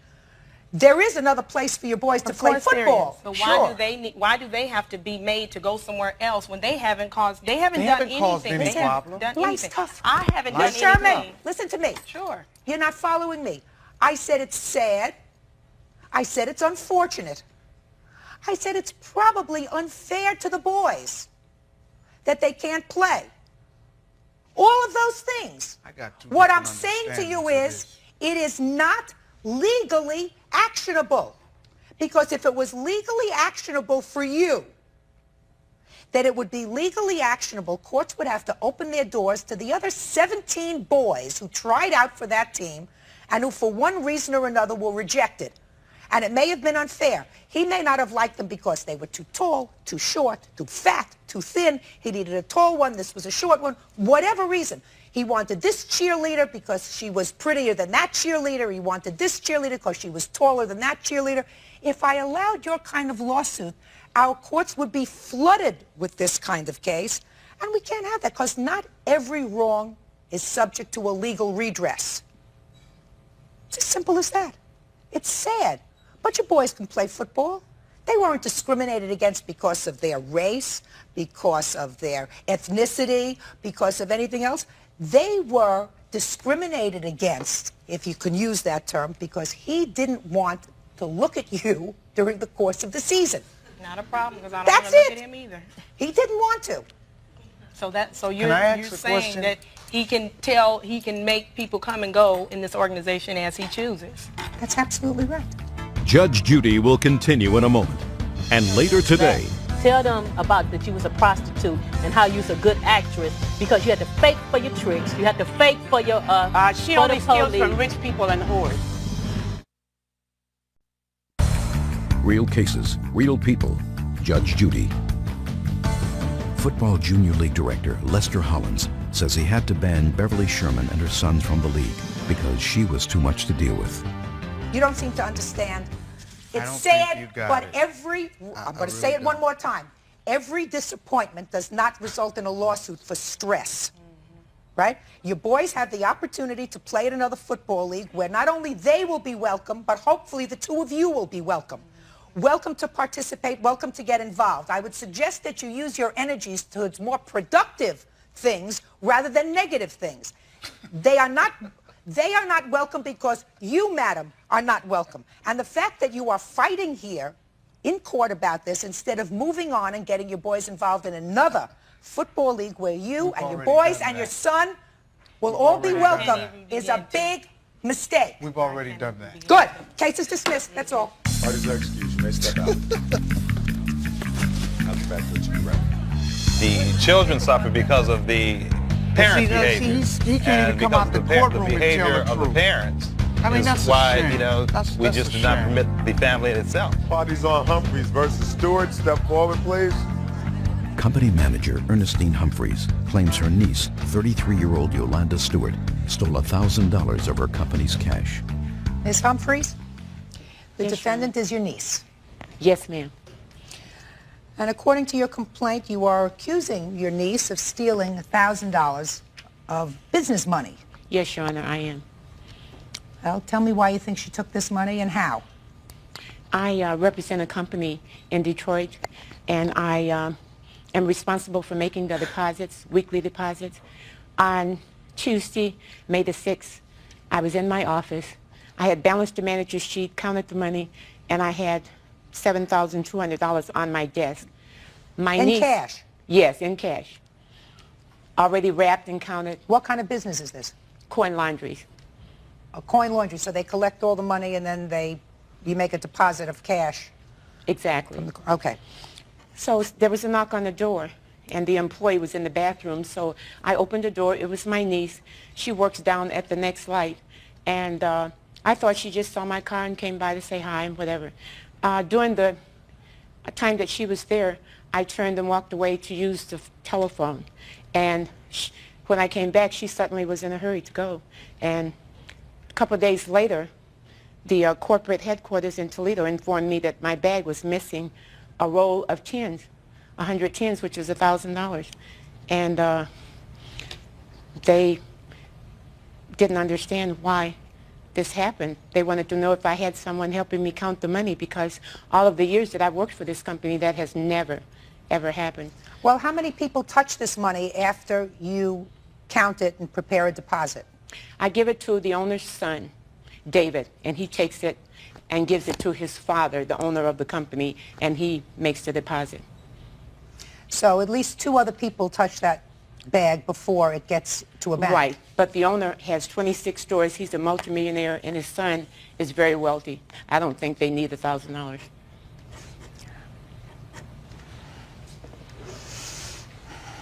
Did you take this money? No.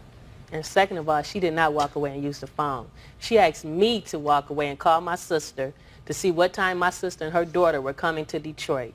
We both walked to the phone, which I did that, and my sister was not there. We left a message on her machine. And then I said, well, I have to go. I was at work. I seen her car like I always do. I stopped in to say, hey, how you doing? We both talked. The money was on the table.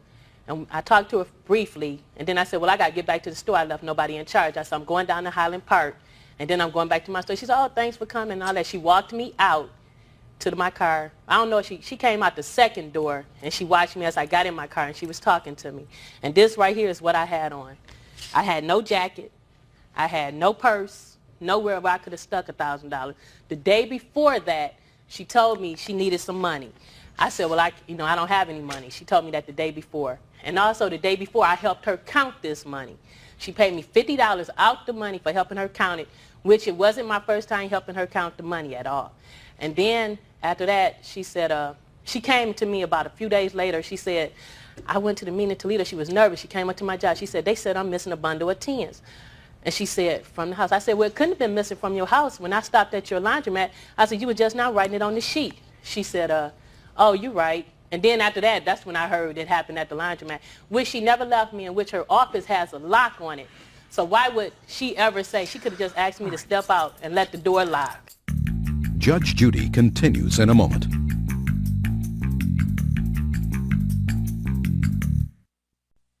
Let me tell you this. Yes, Your Honor. You really do not have any proof that Miss Stewart took this money. No, it's just circumstantial. And you understand that it's really unfair for any court to convict someone. And in effect, I would be convicting her of being a thief if I were to grant you this $1,000 judgment that you're after. I understand. Especially since there were other people who had their hands on that money. I just think it's so sad that you had had a lovely relationship, according to your papers, before this happened, and that you make this accusation without any real proof to back it up. Your Honor, she was the only one in the office that day while the money was on the desk. Money. And you needed money. Well, shh. Order. I did not. No, don't talk. I did not need any money. Listen to me. No, I did Listen not. to me. You may have needed money. No, I did not. She may have needed money. Bottom line is, in a court, you have to deal with proof. And there were other people who touched that money after you counted it, prepared a deposit, and gave it to the owner's son. You don't know who the owner's son gave it to. He may have let somebody He gave it else. to his father. Well, but Now you don't you know. know that. Hey, do I look like I need help? Okay, I'm just helping you out. You don't know that. It may have gone from his hand to 2 or 3 other people's before it ended up in the bank. So I cannot award you the judgment that you're requesting. I just, again, find it very sad that 2 people who had been very close to each other, clearly, are now not. I think maybe you should apologize to her for letting this thing go this far. Anyway, this case is dismissed. Thank you. Parties are excused. May step out. Gadanian, step forward, please. Tracy Kennedy, a 28-year-old manicurist, claims her business neighbor, Bijan Gadanian, scammed her into moving out of her premises so he could move in. She says she was promised $3,000, but never received it. Order, all rise.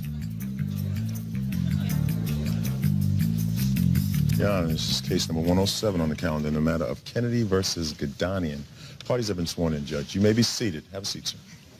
All right, well, this is an interesting story.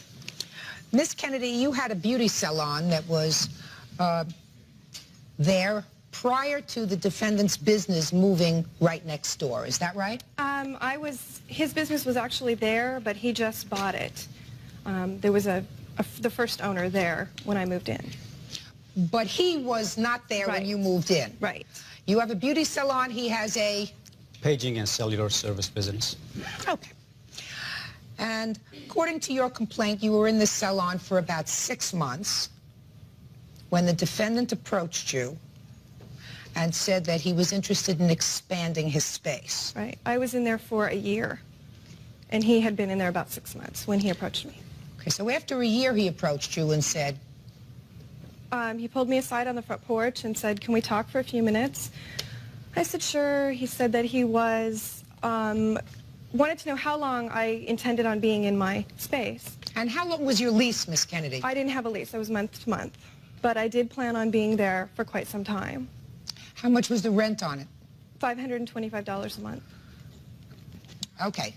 So the defendant approached you, according to your papers, and said, "I'm interested in expanding my business. Would you like to move?" Right. And you said what? I said I had no intentions of leaving. Then he said I would be willing to compensate you to leave, move your business elsewhere. And I said, you know, let me think about it for a little while, and I'll get back to you, but I really had no intentions at the time of leaving. I had only been there a year. So? So I said, let me think about it. 2 days later, I came back to him, and I said, yeah, I think I want to take up your offer. I think that instead of moving someplace else, I'm just going to, you know, go to work for someone else. The market's really hard to find someone in my business right now, and, you know, I would love to just work for someone else for a while. And I said, you know, I need enough money to pay my bills. What bills? The loans that I had on the salon. I had one from the bank, and I borrowed a couple $1,000s from my husband's parents. So how much did you ask him for? $3,000 was the agreed amount. And did he agree to giving you $3,000 if he would move? Yes. So he was really buying you out of your space, according to you. Basically, right. And what happened, according to your papers, right, which I read very carefully, was that eventually you were told that when he went to negotiate his lease with the landlord, he said to him, "I'll give you half of what she was paying in rent." Right. The landlord said, "Absolutely not." Right.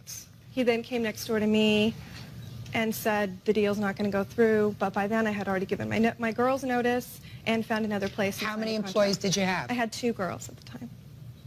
Okay.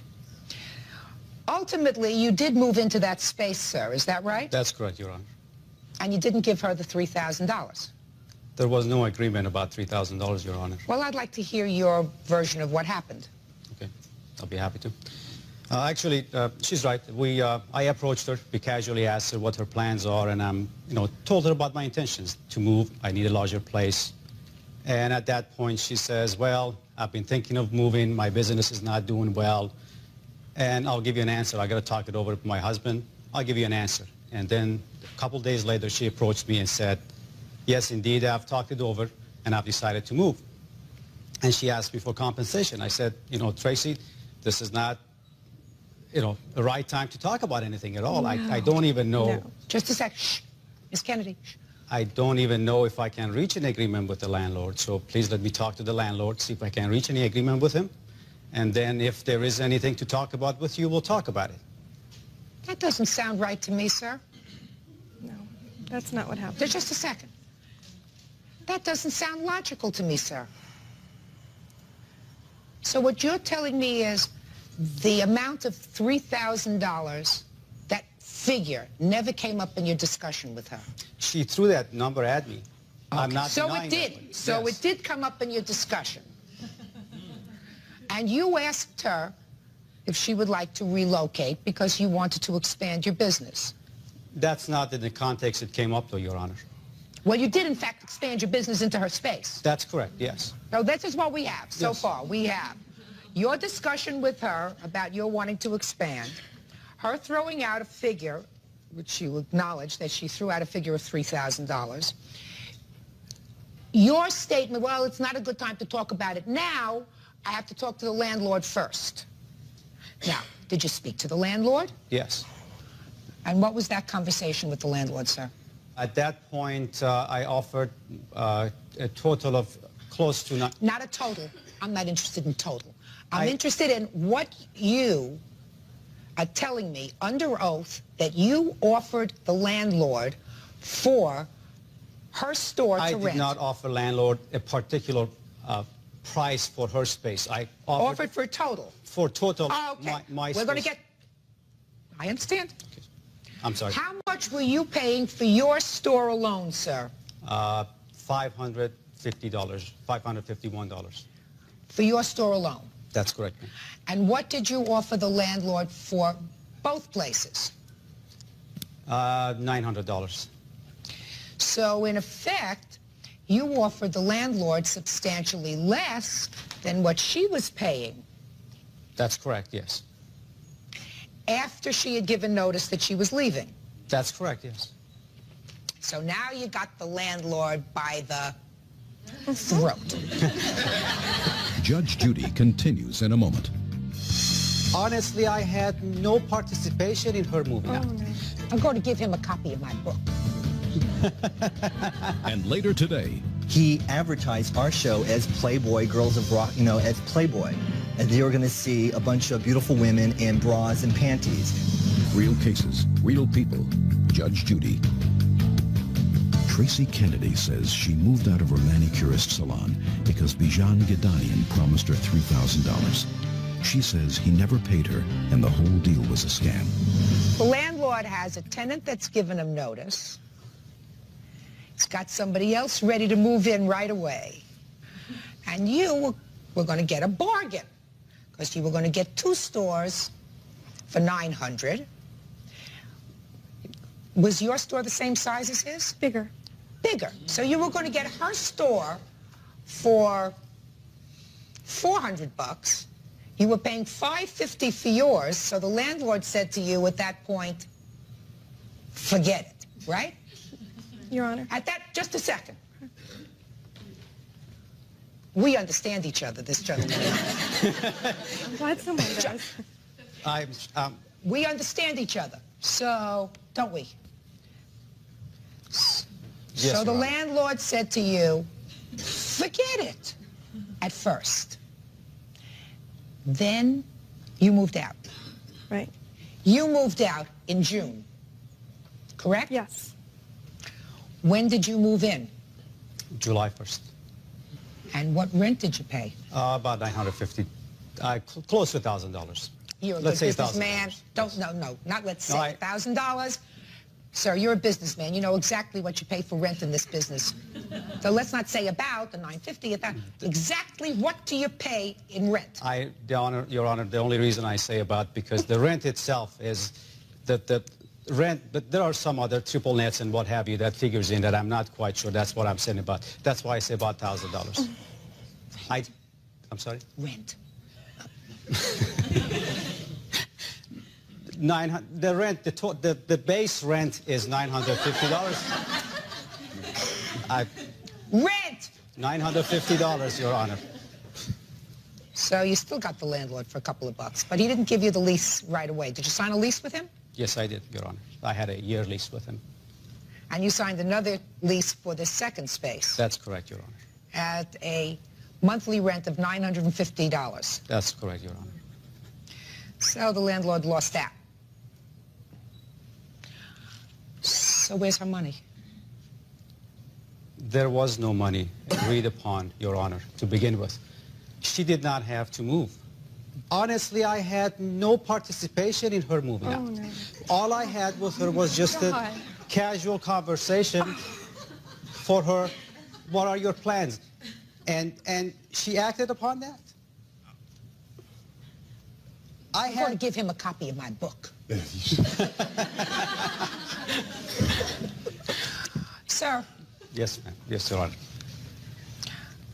I come from an old business family. My grandfather was in the appliance business years and years ago, and he's been long dead. I adored my grandfather. He liked to call himself a shrewd businessman.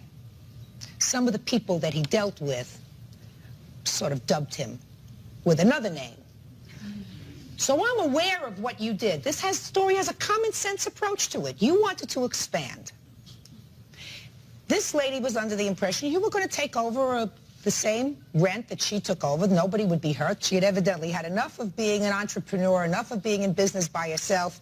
She said, if I can just get out with these loans, I'll go and work for somebody else. And here comes the perfect opportunity for her to do that. And it's a perfect opportunity for you to more than double your space at a lot less rent. Because once she gives notice, the landlord is up a tree. So the only one that comes out ahead in this business is you. That's smart, but not fair to Miss Kennedy. All right, not difficult. Judgment in this case is for the plaintiff, who I believe, in the amount of $3,000. That's all. Thank you, Your Honor. Parties are excused. You may step out. Back door to your right, please. I'm sorry that the judge did not see the con artist in disguise. She saw you. Exactly. She If you could hadn't made me an offer, she could I have wouldn't stayed have there. left. She could have absolutely stayed there and No. forgotten about No. leaving. The judge She was had no right. reason to leave. You're right. She saw the con artist. Judge Judy's the greatest. And now the next case. Parties on Russell versus Heinold. Step forward, please. 32-year-old entertainer Karen Russell is suing booking agent Chuck Heinold for non-payment of a performance fee. Heinold says the act wasn't what was promised. Miss Russell, according to your complaint, you are an entertainer and have a group of entertainers that you work with. You dance and sing. You have a review kind of act. Is that right?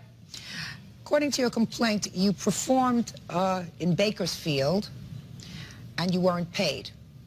That's Is that correct. right? Mm-hmm. The defendant is not the person who didn't pay you. The club, according to these papers, stopped payment on the check. This is true. So why are you suing him? Who is he and why are you suing him? This is the booking agent, Chuck Heinold. In my contract with the casino is with him representing me. With who representing you? Chuck Heinold representing me. Let me see your contract. Go ahead. And when we were doing business with Chuck, he knew at that time the type of show that we were producing. And my biggest complaint is that if we were represented properly, we probably wouldn't be in this situation. Just a second. Miss Russell, one of the things I didn't understand from your complaint is he is your agent. Booking agent. He is your agent. That's correct. He didn't get paid. He didn't get the check from the club to give to you. So how could he give it to you? Because it was stopped. Because he misrepresented us, the casino was not happy with the show. And basically when I spoke to him the Friday evening, we had technical problems due to the casino's staging and equipment. He told me, don't worry, no matter what, you will be paid. If it has to come out of my pocket, you will be paid. Judge Judy will continue in a moment. I'm telling you it's true. You say no, I say yes, I win, I'm the judge. Cases, real people. Judge Judy. 32-year-old entertainer Karen Russell is suing booking agent Chuck Heinold for non-payment of a performance fee. Heinold says the act wasn't what was promised. I'm reading your complaint, and I don't see anywhere in your complaint that he said, don't worry, I'll pay you even if it has to come out of my pocket. Right. He said, don't worry, I have the balance owed to you, and I will come back on April 5th to pay you. Well, of course, I understand that. He said he had the balance. He did, in fact, have a check, correct? He had a check from the owner of the club. The owner of the club subsequently stopped payment on the check. Is that correct, Mr. Heinold? That's right, Your Honor. I have the check right here. I have a copy I'll take a look at the check. That's not what you said, Miss Russell. What you said to me was he told you that he would pay even if it has to come out of his pocket. That's not true. Well, that's he what never he said said to us over the phone. Just a second. Okay. He never said that because that's a very important thing. And if it was true that he said it, it would have been in your complaint. I have a witness that he did say it. He said it to myself and the partner on the phone conversation Friday night, when I also found out that we were being represented as former Playboy playmates. Just a second. I'll hear this witness if somebody wants to testify under oath that this man said, don't worry, I'll pay you even if it has to come out of my pocket. Who wants to testify to that? Let me ask you this question. Are you sure you want to testify to that, sir? Are you positive? Stand up here. First, tell me your name. My name is Juan Llano. Mr. Llano, I want you to think very carefully, sir. Are you sure that you want to testify that you heard this man say the following words? I will pay you even if it has to come out of my pocket. Did you hear that? Yes, ma'am. When? When I talked to him directly the night before our last two performances. And you're a member of this group? Yes, I am. This is my company. Did you ever say that to them? No. Why would he say that to you? You're so full of baloney, you people. Why in the world would your agent tell that to you? When he had a check in his hand from the people who you were working for. Because I confronted him. Confronted with what? I confronted him because I've been in this business for about 15 years, and I know that people write bad checks. I understand that, but you're suing the wrong person. We're suing him for misrepresentation. What kind of misrepresentation? Former Playboy playmates when we're not. Who did that? Flyer. He. Just a minute. Just a second. Did you print that flyer, Mr. Heinold? No, ma'am, I did not. But the casino, when I called the casino, I said, where did you get this information? Don't tell me what the casino said to you. That's hearsay. Okay. When I was trying to find out where this came from, yeah, the source went back to Chuck Heinold. They got that's the hearsay, information madam. from this. That's hearsay. That's hearsay. Now, you may have been upset with that, but that's not misrepresentation. Your Honor. By him. He did not, unless you can establish to me that he actually printed those flyers and sent them out. That's not misrepresentation. Your Honor. What? He advertised our show as Playboy, Girls of Rock, as Playboy. And they were going to see a bunch of beautiful women in bras and panties. That's not our show at all. We have a very classy show. For us to come into the casino and see outside the casino is a huge sign in neon saying Playmates. Let me ask you this question, sir. Why didn't you leave?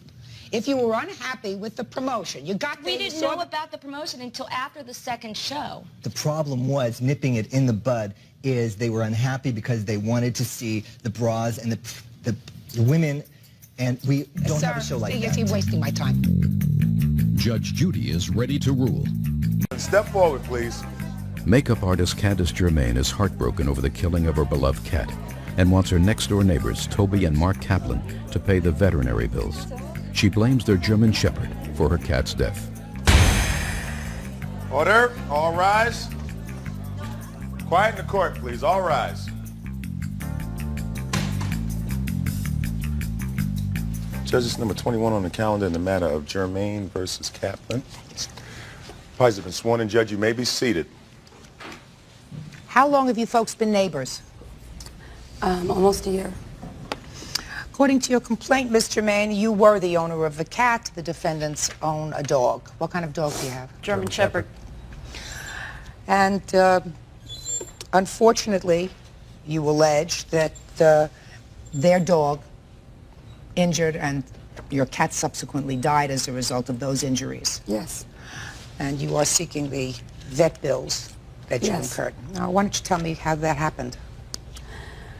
I was in my backyard watering, and Toby came to my gate and called out my name and said, "Candace?" And I said yes, and she was very calm about it. So I said, "Go to the front door," because my gate was locked. So on my way to the front door, I stopped, I got a glass of water. I took my time because it didn't sound urgent. I got to my front door, I saw she was holding my cat, and I said, "Oh," I go, "my cat looks dead." I go, "But sometimes they look that way." Then I noticed her tongue was hanging out of her mouth, and I said, "Oh my God, what happened?" And she said, "Well, we had just gotten home with our family, and I let my dog in your yard, as I usually do, to go to the That's not bathroom." true. That is exactly what was said. And she said, it took me no more than a few minutes to bring my baby carrier in the house, and then she said the dog came back with my cat in her mouth. Where had your cat been? The cat was in my yard at the very top of the back of the gate, which is like behind my house. But in your yard? Yeah, in my driveway. So you took your cat, and what did you do with the cat? Well, I took the cat, and I couldn't find my keys, so I insisted that she take me to a vet, because I didn't even know where a vet was. And How long had you had the cat? 10 years. What kind of cat was it? A Himalayan. What color? Blue Point, Teal Point? I know a little bit about cats. I'm Blue Point.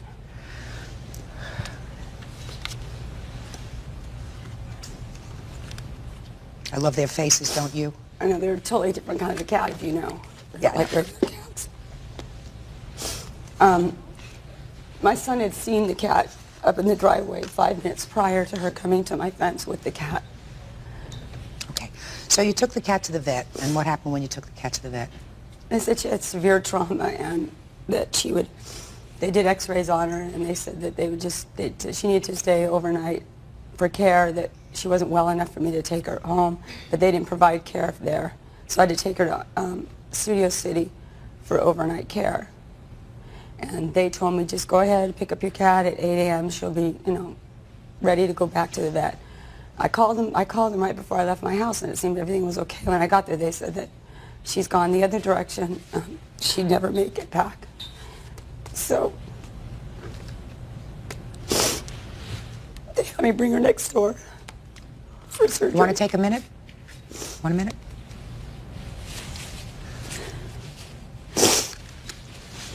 So I took her, or they transported her next door to the Studio City Animal Hospital. When they spoke with me, and they did not say that, she's not going to make it or anything. They just said that we can't, say either way. And I said to go ahead. What do they want to do? They said she needed to do surgery because her lungs, she had a leak in her lungs, or air in her lungs, from the punctures.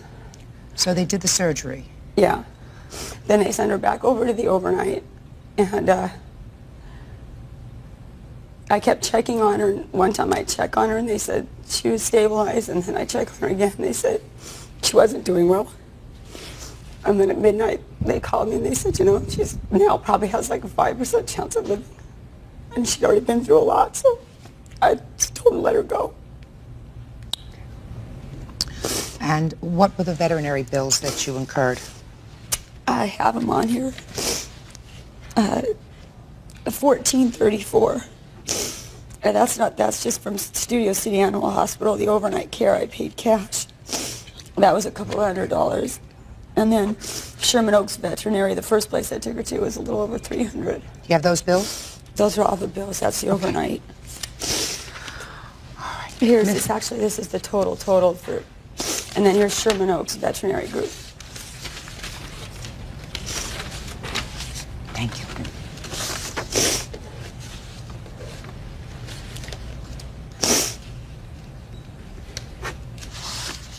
I have $1,786. Does that sound right? I don't know. I didn't add Between this. these two bills, yeah. Okay. There's three bills. Who's going to speak? Mr. and Mrs. Kaplan? I am. Tell me what happened on that day. We were at home. We had finished our dinner, And then we went out to get my daughter's booster seat out of my husband's car, and we brought the dog out with us. She comes out with us oftentimes and stays right near us, or she'll go piddle and come back. But she was not on a leash. She was not on a leash. So she walked out with us. We walked to the car, which was about 10 steps from our front door, opened the door, pulled out the booster. Mark went around to the trunk of his car to open up the trunk and looked on the sidewalk, and our dog had her cat by the scruff of the neck walking gingerly towards us as if she had found something injured and brought it to us. And I even reached out and I pet the cat. Cat felt dry, bone dry, fine. Didn't even have any indication that anything was wrong, looked up at me, and I thought, well, I don't know why she even brought it over. She's never done that. And we started to walk away. The cat got up and started to walk towards the house. And when she was walking, I thought she looked a little funny. So I thought, well, let me check and see. Maybe this is the way the cat is, or maybe there's a problem. So I picked up the cat, and she still hadn't said anything. We hadn't heard anything, seen anything. I picked her up, and I went to Candace's front door. I knocked. There was no answer. I heard watering in the backyard, so I went to the gate. I yelled out about 4 times to Candace before she answered, and I said, I think there's something wrong with your cat, but I'm not sure. Can you come to the front, come, let me in? And she said, the gate's locked. I'll go in the front door. I'll come out. She came to the door after just a couple of minutes, and she looked at the cat. She said, oh, my God, what's wrong with the cat? Is the cat dead? And I said, I don't know what's wrong with the cat. Gabby brought her to us, and I don't know what's wrong. And I tend to be a calm person by nature, so I wasn't melodramatic about it. And all of a sudden she said, oh, my God, her tongue's out. And then Candace started, oh, my God, is she dead? Is she going to? And she just, with the tears and screaming and carrying on, and she was very upset, which I could understand. Being a pet owner, you get upset if there's something wrong with it. So I took Candace to the vets with her cat.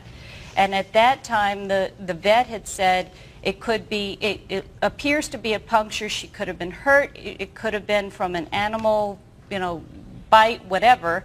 But they didn't know, so they took her back to stabilize her. And it wasn't until the next day or the day after she came over with bills and handed them to Mark. And Mark said, well, what is this?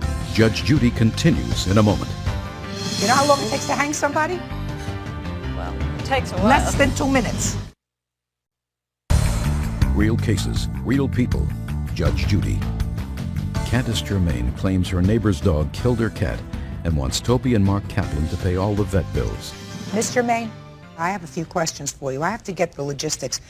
Was your cat within a confined area? She was just on the, no, she wasn't. She was just on the other side of the fence. And do your 2 properties abut each other? Yes, our driveway's between the 2 yards. So that your cat was outside of an enclosed area and your dog was in my yard. Outside of an enclosed Was area. outside of an enclosed area. Right. That's and correct. when we saw her, she was on the sidewalk in the front. Her dog went into my yard. But you That's didn't what see you're that. saying.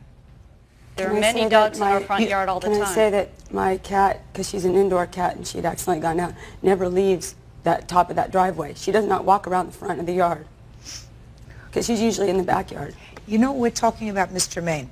What we're really talking about is there is a certain responsibility that you have when you let a pet, whatever that pet is, outside without a leash, or a cat outside without being confined to an area. What I was trying to ascertain was whether there was any proof that their dog somehow got into your fenced property where this cat was. No. And there is none. So the next question is, did the dog actually do the damage to this cat? Now, I want you to describe to me how this German Shepherd came to you with this cat in his mouth. Well, she was carrying the cat by the scruff of the neck like a female dog would carry its pups. And the cat was just sitting there. She wasn't trying to get away. She wasn't doing anything. She was just carrying.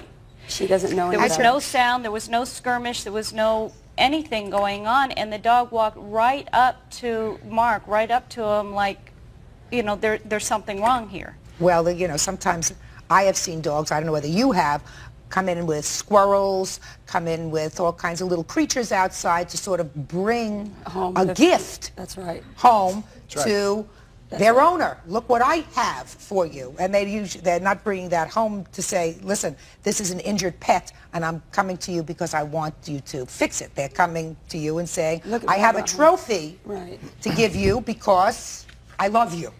Wow. That's what they're saying. This would have been the first time she brought this trophy home. But she's never. Go ahead. This would be the first trophy that she'd ever brought home in the 2 years that we've had her. Has she ever brought home No. Has she ever brought home a Nothing. sick pet for you to help? Nothing. No. So she has never brought home a sick pet for you to help, which is really what you Well, are she suggesting. also never carries anything ever in her mouth. She won't even fetch a ball. She won't do But anything. she did this Yes, time. She did.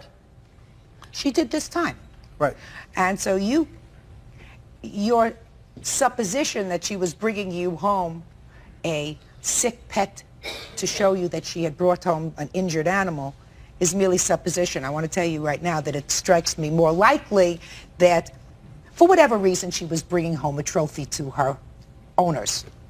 And unfortunately the trophy Well, it was hers. less than a 2-minute period of time, though, that it was there, and the... You know how long it takes to hang somebody? Well, it takes a while. Less than 2 minutes. Judge Judy is ready to rule. And later today, And actually, I feel sorry for her new boyfriend because she's probably going to ruin him like she has me. So. real cases, real people. Judge Judy. Toby and Mark Kaplan say they shouldn't be held responsible for the death of Candace Germain's cat, that any dog in the neighborhood could have been responsible, not just their German Shepherd. I'm not a German Shepherd psychiatrist, and I'm not a behavioral scientist, so I can't tell you what German Shepherds usually do.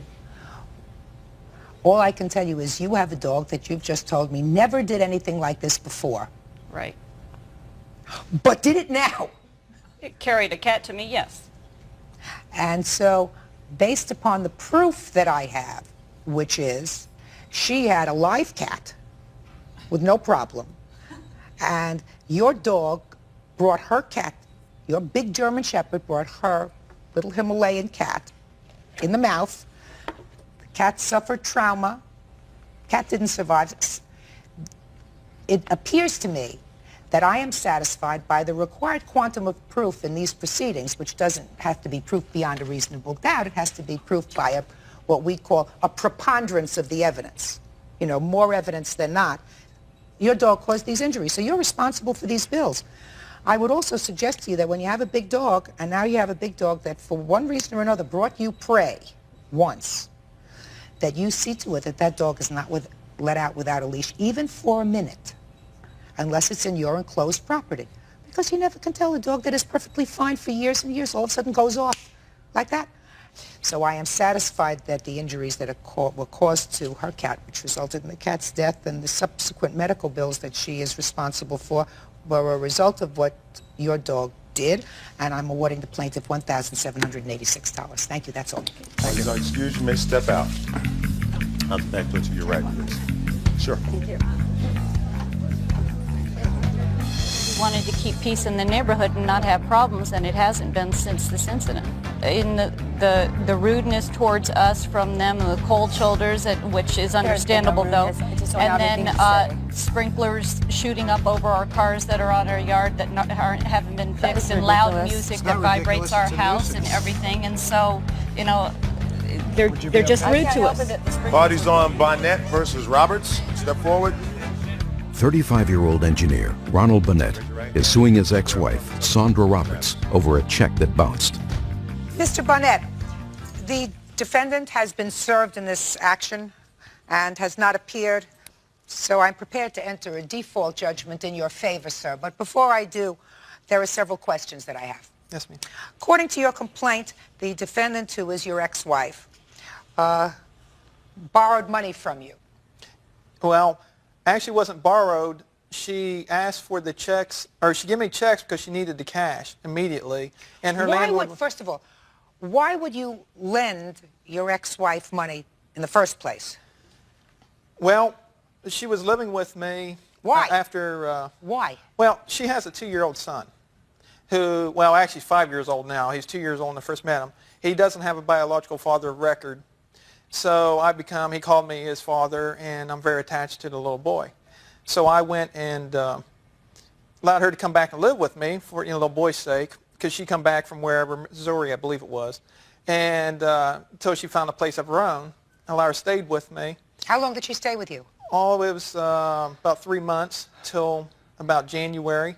And then an incident occurred where she started having a lot of her male friends calling in the middle of the night, and she'd talk to them for hours. She wasn't providing anything around the house. She was like basically living as if I was, a parent or something, taking care of her. And so I asked her to leave, and then she got violent one day on the car. I was picking her up from work. She didn't have a vehicle at the time. She took the mirror off and started hitting me with it and stuff. So I said, you have to leave. You have to go.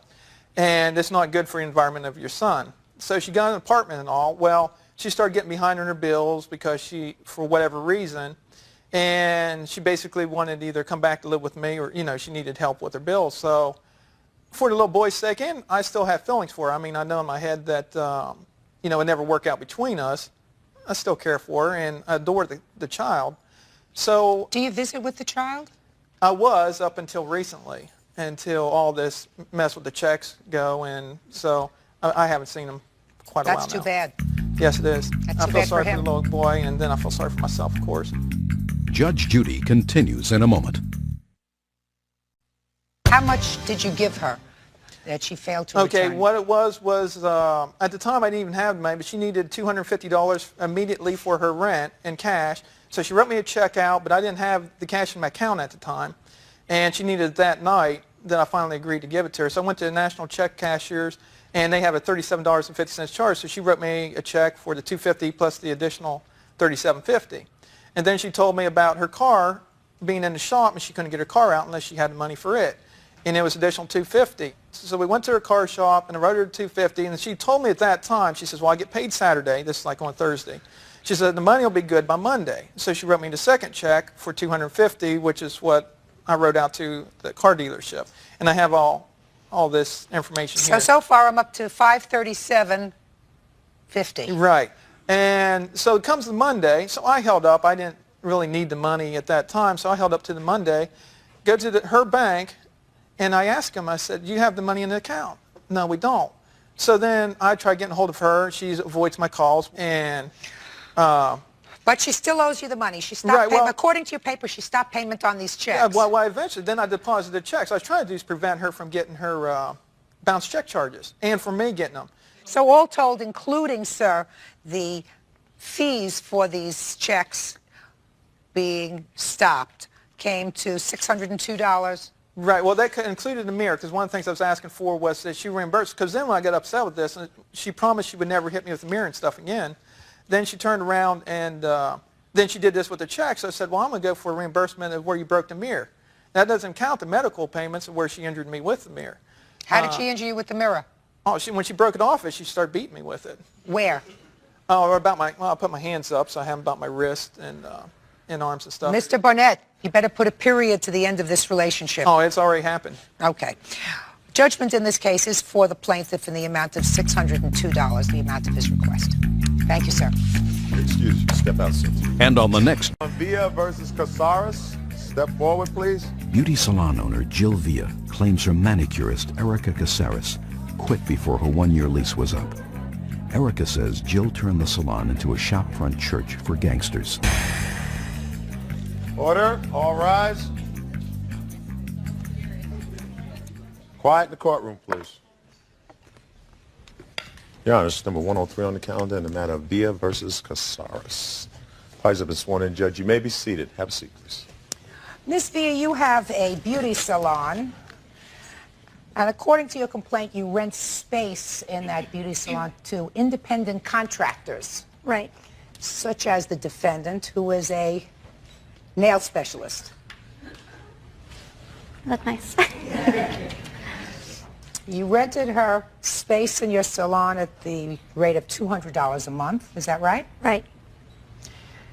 You say that and it was a 3-year lease. It was a 1-year lease. It was a 1-year lease. Mm-hmm. 1-year lease. You say that she left after a relatively short period of time. She owes you somewhere over $2,000 for rent. Right. You say she left. She says that she was asked to leave. So tell me first about this establishment and how it works. Okay. I have a salon. I do hair. I have 4 stations. I have pictures of those. And I have 1 space for nails. And what's the financial arrangement that you have? Basically, they just rent that space from me, and they take care of their insurance, their taxes, everything that to run a business. Okay, how did you find each other? I went into a beauty supply store. I saw her nails. She does great nails. And I was looking for a nail technician at the time, and I asked her if she would be interested in booth renting a space for me. And she came in and signed a lease and rented for 1 year. And then in December of, before her year lease was up, in December of '96, I asked her if she would want to sign another lease. For another year? Right. Oh, I see. Okay, when did she leave? She left in May 14th. So she stayed her whole year. Now her new lease would have started May through May of '98, and that's the signed one that she has. Well, tell me your version of what the events were surrounding her leaving and breaking the second Actually, Your Honor, year's they lease. were very confusing.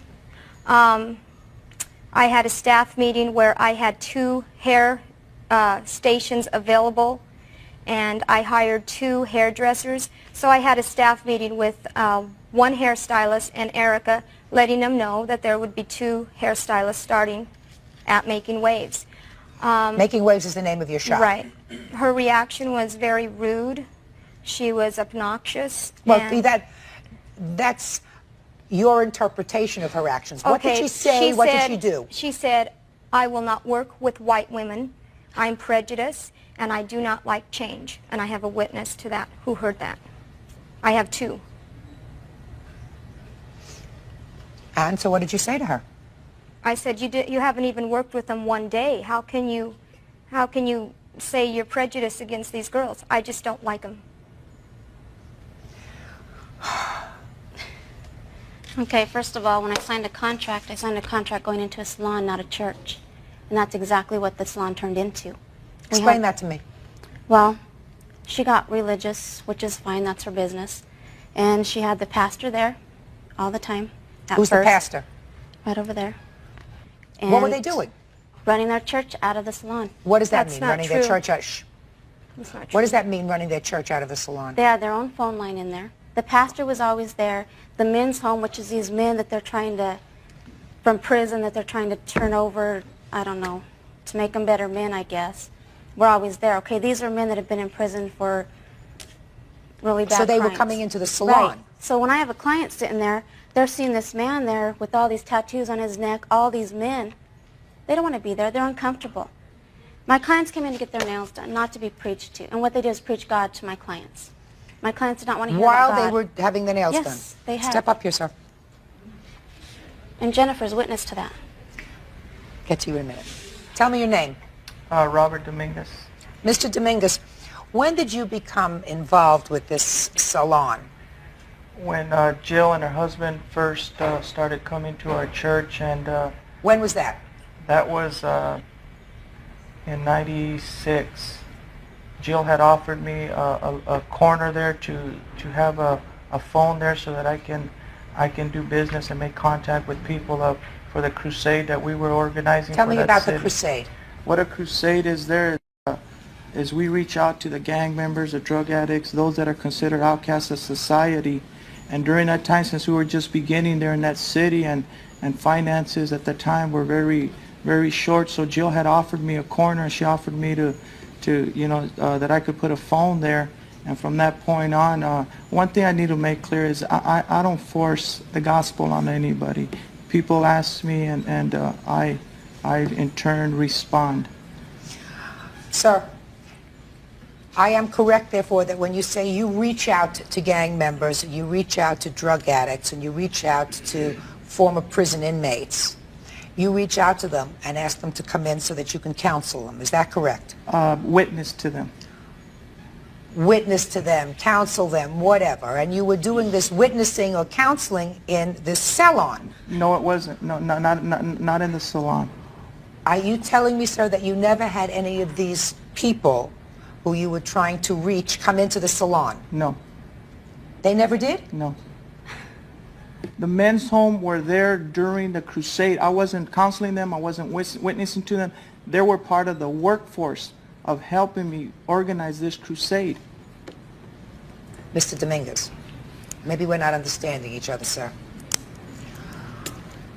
Did the people that you were involved with, either people who were reformed and then reaching out, or the people that you were reaching out to, ever come into the salon? Yes, they did. That's right. And they came in, you spoke to them, they spoke to each other, We had conversation. Did you ever speak to any of the defendant's clients while they were having their nails done or while they were waiting to have their nails done? When I was asked. When What I do was you mean? asked, when I was asked either by Erica, or I was either introduced to them, or they would ask me questions once they That's a found- lot of ors. Step up. Who are you? Jennifer Lopez. Jennifer, how were you involved in this operation? I also worked at the salon and was asked to leave. Why? Because I was an evil spirit. Judge Judy continues in a moment.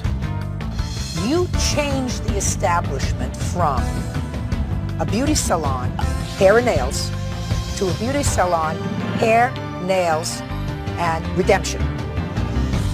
Real cases, real people. Judge Judy. Manicurist Erica Casares says she quit her lease at Jill Villa's beauty salon because Jill turned the place into a church for outcasts. You were an evil spirit? Who told you that? Erica. That's what they stated. That's not true, Your Jill Honor. stated that to me. That is not true, Yes, it Your is Honor. true. Just a second. Can I say why she was dismissed? Were you a hairstylist? Mm-hmm. She was dismissed because she came into my shop intoxicated with a male gentleman with her. She was stealing from Erica because Erica kept saying how she's stealing all my nails. No. She's stealing all my nails. She was stealing my stuff is nail locked up. accessories. Just a second. I really want to find out. Now I know you were a hairstylist. You were either spirit. Give me a dismissed or you break. left, whatever it is. Give me a break.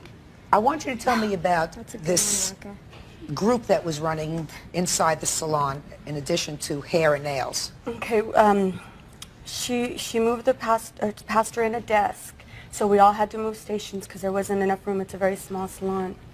And then we would talk about God. They play Christian tapes all day, and I think it's great, but you know it shouldn't have been mixed in with our business. When you say playing Christian tapes all day, you mean over the whatever PA system you had? Instead That's of not true. I had a little radio by my station. Your Honor, both these ladies on their own came to our church. They were part of our church. That's good. Yeah, No, that's good. great. That's fine because that's where the church I never belonged. heard that there was a problem. I never heard that there was a problem in the salon. Never. Ms. Casares, I've heard from Ms. Villa about what she recalls of the time that you told her that you were leaving. I'd like you to tell me about She the day. asked me to leave. Well, tell me about it. I just told her I was no longer happy there. You can't tell Jill nothing about the church. So you told her you were not happy. Right. And what, and? To go back, before I signed the contract, she stated in front of me, Jennifer, and Mary Alice, anytime we were not happy, we were allowed to leave. She was holding nobody to their contract. She had done that before, and she didn't want nobody else to be there that were not happy. Okay. So we had a verbal agreement that when we were not happy, we can let her know and we can leave. Well, let me tell you what the law is. The law is when you sign a contract, and it's a contract for property, you can't go outside that contract for an interpretation. So whatever you sign is what you're bound to. Do you understand? Yeah, That's why we have contracts, and that's why we have laws surrounding contracts. You call what you're suggesting we call parole evidence, which means evidence that goes outside the four corners of that document. And you can't do that. So I want you to be smart the next time. You don't sign an agreement with the understanding, well, we have a side agreement, which is if you're not happy, you can break this contract. Because that doesn't make sense. If that's your agreement, then what do you need a contract for? Right? If your agreement is, if you're not happy, you can leave, then why would she ask you to sign a contract? You understand? She needed it for books or something. Baloney. Come on. Ms. Casares, But I'd like you to tell me about this phone conversation that you had. You told her you were leaving because you weren't happy. Right. And then she called you on the phone and said, tell me why you're not happy. I just told her. I said, it's because of the church thing. I can't handle it being in there. I was losing clients. Without clients, I make no money. With no money, I cannot pay rent. That's just, and you can ask her. Last month, I was so slow there. And it's because I was losing clients. I have statements here. I can't read statements. And then, statements are not admissible. Well, after that, she just asked me, when I told her about the church thing, she goes, when can you be out of here? So to me, that was throwing me out by asking me when I could be out of there. So I told her. I turned around, I looked at my husband, I go, when can we go get my stuff? He said, right now. I went and picked up my stuff. I was out of there. That's all the phone conversation was. When you signed your contract in December, your renewal I signed my contract. contract in February because my contract was up in February. Okay, so you signed it in February. By the way, can I see it, please?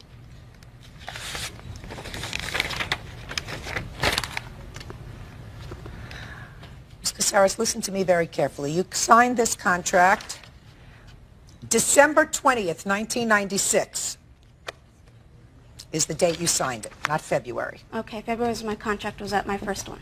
Then never. She said it was up in May. No, And my she first did. one was up in February. Just a Mine second. was No, up- no, mine no, was no. up in May. No. Yours is Ms. up in Casares, April. you got to get it straight. You signed this in December. Your first lease was not up until May. This is for a year after that. Now, what I want to know from you is, when for the first time did Mr. Dominguez come into the shop? Maybe in February or March. February, I don't know. I don't know when he came in. Did he come in before or after you signed this new lease? After. Is that correct, sir? Yes, Your Honor. You came in after she signed this lease. In March of '97. Ms. Villa, let me tell you what your problem is, madam. Judge Judy continues in a moment. She ran into my shop and said, guess what? Brian down the street wants me, and he wants me bad. Real cases, real people. Judge Judy. I'm not sure, nor will I ever be certain, of the reason that Ms. Casares left, whether you asked her to leave or whether she said, I'm leaving. She contracted for space in a beauty salon, not a beauty salon / mission.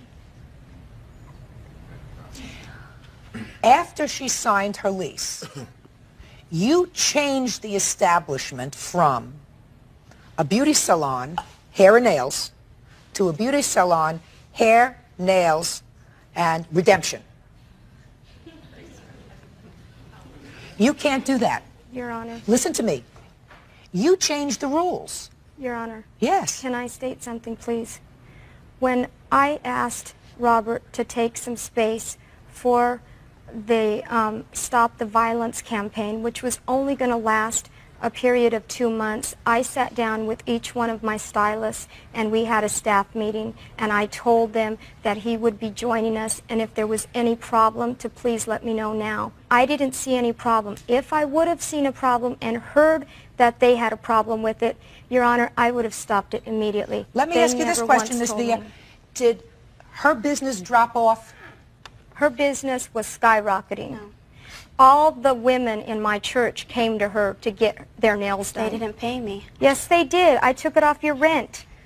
Ms. Villa, why do you think she would leave a business where she was making money? I mean, maybe I'm missing something. Because she got a better if deal her down business the was street. skyrocketing, why would she leave your business? Because she got a better deal down the street. What kind of better deal? The guy, she had come into my shop, okay? She ran into my shop and said, guess what? Brian down the street wants me, and he wants me bad. He said that he will drop my rent, there won't be any contract, and I can go and work for him. Before she left, she was giving out her calling cards with his name on it. Hold and it. number. Hold it. Did you go to work down the street? Yeah, it's about a mile away. Here's his ad. I needed a place to take my clients to. And when you went to work down the street, you went to work under the same conditions that you paid for space? Yes, it's a salon. And how much rent did you pay in the space? The new space? He's charging me $150 now, but it goes up in 6 months to $170. After 6 months, it goes up some more. So you save yourself at least $50 a month going to him? Yeah, which I had no problem with, finish out my contract with Jill. But once you cannot tell Jill about a church and then her be the same with you. It doesn't work that way. Well, that's conjecture. You see, now you're coming to conjecture. I was missing something, you see, because you say you had no business. She said you had a lot of business. No. Well, Miss Casares, let me suggest this to you, madam. Common sense always plays a very important part in judging. A competitor down the road would not offer you a better deal than you were getting in her place unless you were prepared to bring into that establishment a substantial clientele. Well, Your Honor. So you bettered your situation by leaving her. You bettered your situation by leaving her by going to a place where you could have your clients and pay less rent. Judge Judy is ready to rule. This is a difficult case, and I'm going to tell you why. It's difficult as far as the decision that I make, because, Ms. Villa, you changed the workspace that Ms. Casares contracted for by bringing in this gentleman who ran a different kind of a business within your salon operation. And I believe that that's unfair to do to somebody. And I, quite frankly, can understand why some people who are coming in to have their nails done in what they assume is going to be a predominantly female operation, you know, ladies sitting around having their nails done, etc., having this gentleman there, and a variety of other people who are either in the saving business or trying to be saved. That's disconcerting. I'm not saying it's right or wrong. I'm just saying it's not what she bargained for. On the other hand, I'm not really quite satisfied that his presence there was the only reason that you left. I would suggest that one of the reasons that you left was because you got a better deal down the road. Now, it may have been that you were unhappy with this situation there and you felt as if you would be more comfortable elsewhere. I think that you are responsible for part of the rental on that property. I think that if this gentleman being there is not a drawback, you should be able to rent that space in a relatively short period of time. I'm going to give you 5 months' worth of rent. Do you understand? Yes. You see to it that you re-rent the space. And if you can't re-rent the space, you better rethink your position about mixing your business with the church. You may want to keep them separately. You know, They're no longer there. They're no longer there? Well, that's good. It was only for 2 months, which That's good. they knew. All right, the judgment in this case is for the plaintiff in the amount of $1,000. Thank you. That's all. Parties are excused. You may step out. On the next. Step forward. 30-year-old Melinda Snook and her husband Jim